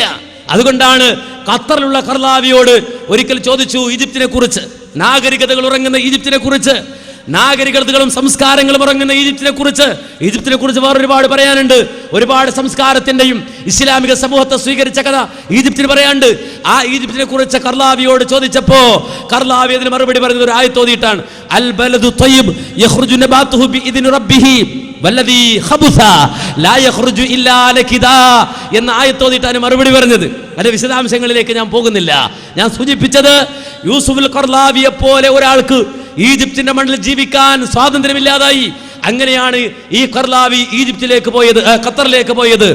മാത്രമല്ല ഇതുപോലെ ആ ഈജിപ്തിൽ ഉണ്ടായിരുന്ന ഇഖ്വാൻ ചിന്തകരായ ആളുകൾ ഖത്തറിലേക്ക് മാത്രമല്ല, നേരെ മറിച്ച് സൗദി അറേബ്യയിലേക്ക് ചില ആളുകൾ ചേക്കേറി. ആ സൗദി അറേബ്യയിൽ വന്നു. സൗദി അറേബ്യയിലെ യൂണിവേഴ്സിറ്റികൾ ഉപയോഗപ്പെടുത്തി. മക്കയുടെയും മദീനയുടെയും 2 ഹറമുകളുടെയും നാട്ടിൽ അവർ ആധിപത്യം ഉറപ്പിച്ചു. അങ്ങനെ ആ നാടുകളിലേക്ക് ചേക്കേറിയ ചില ഇഖ്വാനികളാണ് അവിടുത്തെ യൂണിവേഴ്സിറ്റിയിലൊക്കെ പഠിച്ച് മദീനിമാരായി. ചില ആളുകൾ മദീനി എന്ന് വെച്ചാൽ ചില ആളുകൾ മദീനി എന്ന് പറഞ്ഞാൽ അതായി മദീനി ആ കോലത്തിലായി അല്ലേ, ഇനി മദീന കോലത്തിലായി. ആ രൂപത്തിൽ മദീനിമാരായി. മാത്രമല്ല പല കോലത്തിലുമായി. എന്നിട്ട് ഇവിടെ നിൽക്കുമ്പോൾ വലിയ ഇത്രയും താടിയൊക്കെ ഉണ്ടാവും. ഇവിടെ മക്കത്ത് മദീനത്തൊക്കെ പഠിക്കുമ്പോൾ ഉമ്മുൽ ഖുറായിലും മദീനത്തൊക്കെ പഠിക്കുമ്പോൾ ഇത്രയും താടിയാ. ആർക്ക്? ഈ ഇഖ്വാനികൾ വലിയ താടിയൊക്കെ വെച്ച് വരും, ഭയങ്കര താടിയാ. എന്നിട്ട് പോകുമ്പോൾ എയർപോർട്ടിൽ ചെന്നിട്ട് ആ ഷേവിംഗ് സെറ്റ് എടുത്തിട്ട് വടിച്ചിട്ട് അതിങ്ങനെ പാക്ക് ചെയ്ത് ഉസ്താദുമാർക്ക് അവർ അയച്ചു കൊടുക്കുമായിരുന്നു. റിട്ടേൺ ഈ താടി ഒരു പാക്കറ്റിലാക്കി അവർ തിരിച്ച് അയച്ചു കൊടുക്കുമായിരുന്നു. ആര്? ഇഖ്വാനികൾ. ചിന്തിക്കണം. മാത്രമല്ല ആ ഇഖ്വാനികൾ ഇവിടുത്തെ പ്രൊഫസർമാരായി. എവിടുത്തെ? മദീന യൂണിവേഴ്സിറ്റിയിലെ, ഉമ്മുൽ ഖുറ യൂണിവേഴ്സിറ്റിയിലെ പ്രൊഫസർമാരായി. എന്ന് മാത്രമല്ല ലോകത്തിന്റെ വ്യത്യസ്ത ഭാഗങ്ങളിൽ നിന്ന് മദീനയിലേക്കും മക്കത്തുമുള്ള യൂണിവേഴ്സിറ്റികളിൽ പഠിക്കാൻ വരുന്ന വിദ്യാർത്ഥികൾക്കിടയിലൂടെ ഇഖ്വാനിയൻ ചിന്തകൾ ഇവർ പ്രചരിപ്പിക്കാൻ തുടങ്ങി. എന്നുവെച്ചാൽ ഇവൻ വന്നത് സലഫിയായിട്ടാണ്, പോണത് ഇഖ്വാനിയായിട്ടാണ്. അങ്ങനെയാണ് നമ്മുടെ ചങ്ങായി കോഴിക്കോട് മടവൂരിന്ന് വണ്ടി കയറി ഉമ്മുൽ ഖുറ പോയി തിരിച്ചു വന്നപ്പോൾ ഇഖ്വാനിയായത്. മനസ്സിലാക്കണം. ഇവിടുന്ന് പോയപ്പോ സലഫിയായി പോയി. അവിടുന്ന് ചില ശിക്ഷണം കിട്ടിക്കഴിഞ്ഞ് തിരിച്ചു വന്നതോ സുറൂരിയായി, ഖ്വാനിയായി കടന്നു വന്നിട്ടുണ്ട്. ഇങ്ങനെ ലോകത്തിന്റെ വ്യത്യസ്ത ഭാഗങ്ങളിൽ സലഫികൾക്കിടയിലേക്ക് ഈ ചിന്താഗതി പ്രചരിപ്പിക്കുവാൻ വേണ്ടി ശ്രമിച്ചു. അങ്ങനെ പുതിയ ഒരു ശക്തി ഇഖ്വാനിസം ഇതിനുള്ളിൽ രൂപപ്പെടുത്തിക്കൊണ്ട് വന്നു. ഇഖ്വാനിക അജണ്ടയെ നടപ്പാക്കുന്ന ഒരു സംഘത്തെ രൂപപ്പെടുത്തിക്കൊണ്ട് വന്നു. ഇത് ലോകവ്യാപകമായി ഉണ്ടായതാണ്. അതാണ് ഈ IS എന്ന് പറഞ്ഞാലും ദായിഷ് എന്ന് പറഞ്ഞാലും. ഇന്ന് സലഫിയത്തിന്റെ പേരിൽ ഇപ്പോ അൽ ഖ്വയ്ദ ആരാണ് നേതാവ്? Osama bin Laden. ഈ 2 ആഴ്ച മുമ്പും പ്രബോധനം എഴുതാണ് ഉസാമ ബിൻ ലാദൻ സലഫിയാണ്. ഉസാമ ബിൻ ലാദൻ സലഫിയാണ്. ഈ അടുത്ത സമയത്തും പ്രബോധനം എഴുതുക. നിങ്ങൾ ചെറുതായത് കാണരുത് കൂട്ടരെ, ചെറുതായത് കാണരുത്. നിങ്ങൾ മനസ്സിലാക്കണം, വേൾഡ് ട്രേഡ് സെന്റർ തകർക്കപ്പെട്ട കാലയളവിൽ, വേൾഡ് ട്രേഡ് സെന്റർ തകർക്കപ്പെട്ട ആ കാലഘട്ടത്തിൽ അരുന്ധതി റോയ് ലേഖനം എഴുതി. അരുന്ധതി റോയ് ലേഖനം എഴുതി മലയാളത്തിലല്ല, ഇംഗ്ലീഷിലാണ്. ഇംഗ്ലീഷിൽ അരുന്ധതി റോയ് ലേഖനം എഴുതിയപ്പോ നമ്മുടെ മാധ്യമക്കാരൻ കഷ്ടപ്പെട്ടത് പരിഭാഷപ്പെടുത്തി. 3 പത്രം അതിനുവേണ്ടി മാറ്റിവെച്ച്. 3 പത്രം, 3 ദിവസത്തെ പത്രമാണ് ജമാഅത്താരെ മാറ്റിവെച്ച്. അത് അന്ന് ഞാനെടുത്ത് സൂക്ഷിച്ചിട്ടുണ്ടായിരുന്നു. അരുന്ധതി റോയ് 9/11 ഇന്ത്യ അമേരിക്കയുമല്ല. ഇത് ബോംബെ കലാപമുണ്ടായ സന്ദർഭത്തിലാണ്, ബോംബെ ആക്രമണമുണ്ടായ സന്ദർഭത്തിലാണ്. 9/11 ഇന്ത്യ അമേരിക്കയുമല്ല അരുന്ധതി റോയ്. ഇത് 3 രൂപത്തിൽ 3 ദിവസങ്ങളായി ഖണ്ഡശ പരിഭാഷപ്പെടുത്തിയിട്ട് മാധ്യമത്തിൽ കൊടുക്കുകയാണ്. എന്നറിയോ, ഇതിനകത്ത് അരുന്ധതി റോയ് എഴുതി വരുന്ന കൂട്ടത്തിൽ ഒരു വാചകമുണ്ട്, സലഫി. കണ്ടോ, ആ സലഫി എന്ന വാചകത്തെ പ്രൊമോട്ട് ചെയ്യാൻ വേണ്ടി മാത്രം മൗദൂദിയൻ പത്രമായ മൗദൂദ്യമം എന്ന പത്രത്തിൽ വളരെ കൃത്യമായി തന്നെ അരുന്ധതി റോയിയുടെ ലേഖനം കൊടുക്കുകയാണ്. നിങ്ങൾ ആലോചിച്ച് വെക്കുക, എന്തിനറിയോ, ഇവരൊക്കെ സലഫികളാണ്. ആര്? ലക്ഷറി തോയിബ എന്ന് പറയുന്ന സലഫിയാണ്. മാത്രമല്ല പാകിസ്ഥാനിൽ കണ്ടോ, ജമാഅത്തുദ്ദഅവ, പാകിസ്ഥാനിൽ ജമാഅത്തുദ്ദഅവ അതിനെപ്പറ്റി പറയുന്നത് സലഫിയാണെന്നാണ്. പക്ഷെ ജമാഅത്തുദ്ദഅവയുടെ സവിശേഷത പറയുന്നതിൽ അവർ ഇലക്ഷനിൽ പങ്കെടുക്കൂല, വോട്ട് പങ്കെടുക്കൂല, വോട്ട് ചെയ്യൂല, ഇലക്ഷനിൽ പങ്കെടുക്കൂല. സംഗതി ജമാഅത്ത് ഇസ്ലാമിയ. അപ്പൊ ഇതിനൊക്കെ എന്താ പേര് പറയാ? സലഫി എന്ന് പേരിടുക. ഉസാമ ബിൻ ലാദൻ സലഫിയാണ് എഴുതുക. മനസ്സിലാക്കണം, കഴിഞ്ഞ ദിവസം തിരുവനന്തപുരത്ത് മുഖാമുഖം നടക്കുമ്പോൾ അവിടെ പോലും വന്നിട്ട് ഒരാൾ ചോദിച്ചു, ഉസാമ ബിൻ ലാദൻ സലഫിയാണ് എന്ന് പ്രബോധനത്തിലുണ്ടല്ലോ. നിങ്ങൾ മനസ്സിലാക്കണം, ഇത് 7ാം വാള്യാണ്. 7ാം വാള്യാണിത്. ഈ 7ാം വാള്യം എന്തിനാണ്? ഇസ്ലാമിക വിജ്ഞാനകോശം IPH വളരെയധികം പ്രമാദമായി പുറത്തിറക്കുന്ന അവരുടെ വിജ്ഞാനകോശം. സർവ്വ വിജ്ഞാനങ്ങളെയും 2 ചട്ടക്കൂടിൽ ഒതുക്കുക എന്നുള്ള ആ ഒരു വലിയ സ്വപ്നം സാക്ഷാത്കരിക്കാൻ വേണ്ടിയിട്ട് അവർ ഇറക്കുന്ന ഇസ്ലാമിക വിജ്ഞാനകോശത്തിൻ്റെ 7ാം വാള്യത്തിൽ നിങ്ങൾക്ക് കാണാം, ഈ ക്രമത്തിൽ തുടങ്ങുന്ന ആ വിജ്ഞാനകോശം ഈ കഴിഞ്ഞ് എത്തുന്നത് 7ാം വാള്യത്തിലാണ്. ആ എത്തുമ്പോൾ ഊയിൽ ആരുണ്ട്? ഉസാമയുണ്ട്. ഉസാമ എന്ന് വെച്ചാൽ ഒരുപാട് ഉസാമ ഉണ്ടല്ലോ. റസൂലുള്ളാഹിന്റെ സഹാബി തന്നെയുണ്ട് ഉസാമത്ത് ബിൻ സെയ്ദ്. ഒരു സഹാബിയുടെ പേരാ ഉസാമത്ത് ബിൻ സെയ്ദ്. ഇപ്പോൾ ഒരുപാട് ഉസാമ ഉണ്ടായിക്കൂടെ? അല്ല, ഇത് സെയ്ദിന്റെ മോൻ ഉസാമയല്ല, നേരെ മറിച്ച് ഉസാമ ഇബ്നു ലാദിൻ, ലാദിന്റെ മോൻ ഉസാമ. ഇനിയിപ്പോൾ ലാദിൻ എന്ന പേരുള്ള ഒരാൾക്ക് ഉസാമ എന്ന് പേരുള്ള ഒരു മോൻ ഉണ്ടായാലോ അത് ഇയാളല്ലെങ്കിലോ പേടിക്കണ്ട, ആളുടെ ഫോട്ടോ ഇവിടെ കൊടുത്തിട്ടുണ്ട്. ആള് മാറാതിരിക്കാൻ ഉസാമ ബിൻ ലാദന്റെ ഫോട്ടോ ഉണ്ട്. ഈ ഉസാമ ബിൻ ലാദനെ കുറിച്ച് എഴുതി വന്നിട്ട് നിങ്ങൾ നോക്കൂ, ഉസാമ ബിൻ ലാദനെ കുറിച്ച് എഴുതിയ ലേഖനത്തിന്റെ അവസാന പാരഗ്രാഫിൽ എഴുതിയത് എന്താണെന്നറിയോ? എന്താ? ഇയാൾ സലഫിയാണെന്നാ? ഉസാമ ബിൻ ലാദൻ സലഫിയാണെന്നാ? അല്ല, നേരെ മറിച്ച് ഇതിൽ എഴുതി വെച്ചത് കാണാൻ കഴിയും. സെക്കൻഡറി സ്കൂളിലും യൂണിവേഴ്സിറ്റിയിലും പഠിക്കുമ്പോ കണ്ടോ, സെക്കൻഡറി സ്കൂളിലും യൂണിവേഴ്സിറ്റിയിലും ഇയാൾ പഠിക്കുമ്പോ മറ്റു പല സതീർത്ഥരെയും പോലെ ഉസാമയും അൽ ഇഖ്വാനുൽ മുസ്ലിമൂനുമായി ബന്ധപ്പെട്ട് പ്രവർത്തിച്ചു. കണ്ടോ, ഇയാളാരാ? ഇഖ്വാൻ മുസ്ലിമൂനാണ്, സലഫിയാണെന്നല്ല, ശുദ്ധ ഇഖ്വാനിയാണ്. പക്ഷെ ലോകത്തിന്റെ മുന്നിൽ ഇയാൾ സലഫിയാന്ന് വരുത്താൻ ശ്രമിക്കണം, ഇയാൾ പച്ച ഇഖ്വാനിയാണ് എന്ന് അവർ തന്നെ എഴുതിയെന്ന് മാത്രമല്ല, കേട്ടോ, യൂണിവേഴ്സിറ്റിയിൽ നിർബന്ധ വിഷയമായിരുന്നു ഇസ്ലാമിക പഠനങ്ങൾ. ഫലസ്തീനി പണ്ഡിതനായ അബ്ദുള്ള അസാം, ഷെയ്ഖ് മുഹമ്മദ് കുത്തുബ് എന്നിവരാണ് ഈ വിഷയത്തിൽ അദ്ദേഹത്തിന്റെ അധ്യാപകർ. അപ്പൊ അബ്ദുള്ള അസാമുമാണ്, മുഹമ്മദ് കുത്തുബുമാണ് ഉസാമ ബിൻ ലാദന്റെ ഉസ്താദുമാര്. എന്നാൽ ഈ ഉസാമ ബിൻ ലാദന്റെ ഉസ്താദുമാര് കേരളത്തിൽ വന്നിട്ടുണ്ടോ? എൻ്റെ അറിവിൽ വന്നിട്ടില്ല എന്നാണ്. എൻ്റെ അറിവിൽ, വളരെ പരിമിതമായ എൻ്റെ അറിവിൽ വന്നിട്ടില്ല എന്നാണ്. പക്ഷേ നിങ്ങൾ മനസ്സിലാക്കണം, ഈ ഉസാമ ബിൻ ലാദന്റെ ഉസ്താദ് കേരളത്തിൽ വരും എന്ന് പറഞ്ഞുകൊണ്ട് ഒരു നോട്ടീസ് പുറത്തിറങ്ങിയിരുന്നു. അതെവിടെയായിരുന്നു വരുമെന്ന് പറഞ്ഞത്? ഉസാമ ബിൻ ലാദന്റെ ഉസ്താദ് കേരളത്തിൽ വരുമെന്ന് പറഞ്ഞ നോട്ടീസ് ഇറങ്ങിയത് എവിടെയാ? ഇത് 98 ഏപ്രിൽ ഇറങ്ങിയ നോട്ടീസാ. 98 ഏപ്രിൽ ഹിറാ നഗർ, വേങ്ങര, കൂരിയാട്, നമ്മുടെ വേങ്ങര അവിടുത്തെ കൂരിയാടിൽ നടന്ന ഹിറാ സമ്മേളനത്തിന്റെ നോട്ടീസാണിത്. ഫോട്ടോകോപ്പി അല്ല, ഒറിജിനൽ നോട്ടീസാ. അതിന്റെ അവസാനത്തെ സമാപന സമ്മേളനം. ആ സമാപന സമ്മേളനത്തിൽ ആരുടെയൊക്കെ പേരുള്ളത് കേട്ടോ? ഖിറാഅത്ത്, ഉദ്ഘാടനം മുഖ്യ പ്രഭാഷണം മുഹമ്മദ് ഖുതുബ്. ആരാ? ഉസാമ ബിൻ ലാദൻ ഉസ്താദ് മുഹമ്മദ് ഖുതുബ്. ആ മുഹമ്മദ് ഖുതുബ് ഈ വേങ്ങരയിലെ കൂരിയാട് ജമാഅത്ത് സമ്മേളനത്തിൽ വരും എന്ന് പറഞ്ഞു, വന്നില്ലാന്ന് എൻ്റെ അറിവ്. പക്ഷേ മുഖ്യ പ്രഭാഷണം വന്നത് ഉസാമ ബിൻ ലാദൻ ഉസ്താദിന്റെ പേരാണ്. നിങ്ങൾ മനസ്സിലാക്കേണ്ടതുണ്ട്, ഈ ആളുകൾ വന്നിട്ട് ഉസാമ ബിൻ ലാദനെ സലഫിയാക്കാൻ വേണ്ടി കിളഞ്ഞു പരിശ്രമിക്കണം. അപ്പൊ ഇവിടെ ഈ അജണ്ടയെ നമ്മൾ തിരിച്ചറിഞ്ഞാൽ മാത്രം പോരാ, ലോകത്തെ ബോധ്യപ്പെടുത്തണം. എന്തുകൊണ്ട് ബോധ്യപ്പെടുത്തണമെന്ന് ചോദിച്ചാൽ, മാന്യ സഹോദരങ്ങളെ, ഇപ്പോൾ ലോകത്ത് ഈ രൂപത്തിൽ കൈവെട്ടാനും അപ്രകാരം തന്നെ ഈ രൂപത്തിൽ ഭീകര പ്രവർത്തനങ്ങളുമായി തിരിക്കുന്ന ആളുകൾ അവർ സലഫികളാണ് എന്ന് വരുത്തി തീർക്കാൻ വേണ്ടി വളരെ ശക്തമായുള്ള ശ്രമം നടക്കുന്നുണ്ട്. എന്നാൽ മാന്യ സഹോദരങ്ങളെ തിരിച്ചറിയണം, ഒരു കാലഘട്ടത്തിൽ ഈജിപ്തിന്റെ മണ്ണിൽ നിന്ന് കുടിയിറക്കപ്പെട്ട ഇഖ്വാനുകൾ ലോകത്ത് സൗദി അറേബ്യ പോലുള്ള രാജ്യങ്ങളിൽ കുടിയേറിയിട്ട് അവിടെ ഇഖ്വാനിസത്തിന്റെ വിഷവിത്ത് വിതക്കുക മാത്രമല്ല, വളരെ വ്യക്തമായി കൊണ്ട് തന്നെ നായിഫ് രാജകുമാരൻ അദ്ദേഹം നടത്തിയ ഒരു പ്രസിദ്ധമായ പത്രസമ്മേളനമുണ്ട്. അസിയാസ പത്രത്തിൽ നടത്തിയ ഒരു അദ്ദേഹത്തിന്റെ ഒരു അഭിമുഖം. ആ അഭിമുഖത്തിൽ കൃത്യമായി അദ്ദേഹം പറയുന്നുണ്ട്, വളരെ വിശദമായി വായിക്കണം, സമയക്കുറവുകൊണ്ട് ഞാൻ വായിക്കണില്ല. അദ്ദേഹം ഇഖ്വാനികളോട് ചോദിക്കേണ്ട, അല്ല ഞങ്ങൾ നിങ്ങളോട് എന്ത് തെറ്റ് ചെയ്തു? ഈജിപ്തിന്റെ മണ്ണിൽ ജീവിക്കാൻ പോലും അവകാശമില്ലാത്ത കാലഘട്ടത്തിൽ ഞങ്ങൾ നിങ്ങൾക്ക് അഭയം തന്നു.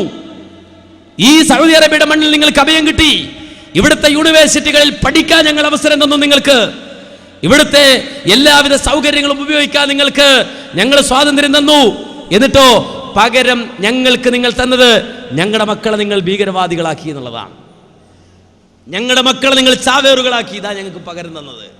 ഇഖ്വാന്റെ ആളുകളെ വിളിച്ചുകൊണ്ട് നായിഫ് രാജകുമാരൻ പറയുന്ന പത്രസമ്മേളനത്തിലെ റിപ്പോർട്ട് നമുക്ക് കാണാൻ കഴിയും. ചുരുക്കി പറഞ്ഞാൽ, പ്രിയമുള്ളവരെ, നാം മനസ്സിലാക്കണം, മുഹമ്മദ് നബി സല്ലല്ലാഹു അലൈഹി വസല്ലമയെ മുന്നിൽ നിർത്തിയിട്ട്, അതുപോലെ തന്നെ പ്രവാചകൻ സല്ലല്ലാഹു അലൈഹി വസല്ലമയുടെ കാർട്ടൂൺ വരച്ചിട്ട്, പ്രവാചകന്റെ പേരിൽ സിനിമ ഇറക്കിയിട്ട്, മുസ്ലിം ഉമ്മത്തിനെ പ്രകോപിപ്പിച്ചിട്ട്, രംഗത്തിറക്കിയിട്ട്, ഏതെങ്കിലും വിവേകമില്ലാത്ത ആളുകളെ കൊണ്ട് അവിടെയും ഇവിടെയും രണ്ട് പടക്കം പൊട്ടിച്ചിട്ട് ലോകത്തിന്റെ മുന്നിൽ മുസ്ലിം ഉമ്മത്തിനെ ടാർഗറ്റ് ചെയ്യുക എന്ന അജണ്ട ഇന്ത്യ രാജ്യത്ത് പ്രത്യേകിച്ചും ലോകവ്യാപകമായും നടക്കുന്ന ഈ അജണ്ടയെ തിരിച്ചറിയാനും, നമ്മെ സംബന്ധിച്ചിടത്തോളം ഈ അജണ്ടകൾ നമ്മുടെ ശത്രുക്കൾ ഒരുക്കുമ്പോൾ ആ ശത്രുവിന്റെ അജണ്ട മനസ്സിലാക്കി, അവനൊരുക്കുന്ന കെണി മനസ്സിലാക്കി, ആ കെണിയെ പറിച്ചറിയുന്ന വളരെ സുശക്തമായ നിലപാടുകളുമായി നാം മുന്നോട്ട് പോകേണ്ടതുണ്ട്. അതിനുള്ള ആയുധം നമ്മുടെ കയ്യിലുണ്ട്. പ്രതിരോധിക്കുവാനുള്ള ആയുധം നമ്മുടെ കയ്യിലുണ്ട്. ജിഹാദിനുള്ള ആയുധം നമ്മുടെ കയ്യിലുണ്ട്. എന്താണ് ആയുധമെന്നറിയുമോ?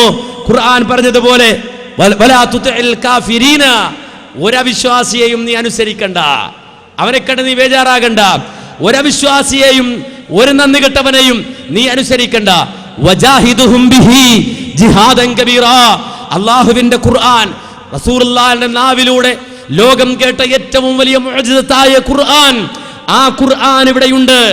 ആ ഖുർആനിൽ മുഹമ്മദ് നബിയുടെ ജീവിതമുണ്ട്. അല്ല ഖുർആനാണ് മുഹമ്മദ് നബിയുടെ ജീവിതമെങ്കിൽ ആ ഖുർആൻ കൊണ്ട് നീ ജിഹാദ് ചെയ്യ്. വജാഹിദുഹും ബിഹി ജിഹാദൻ കബീറാ.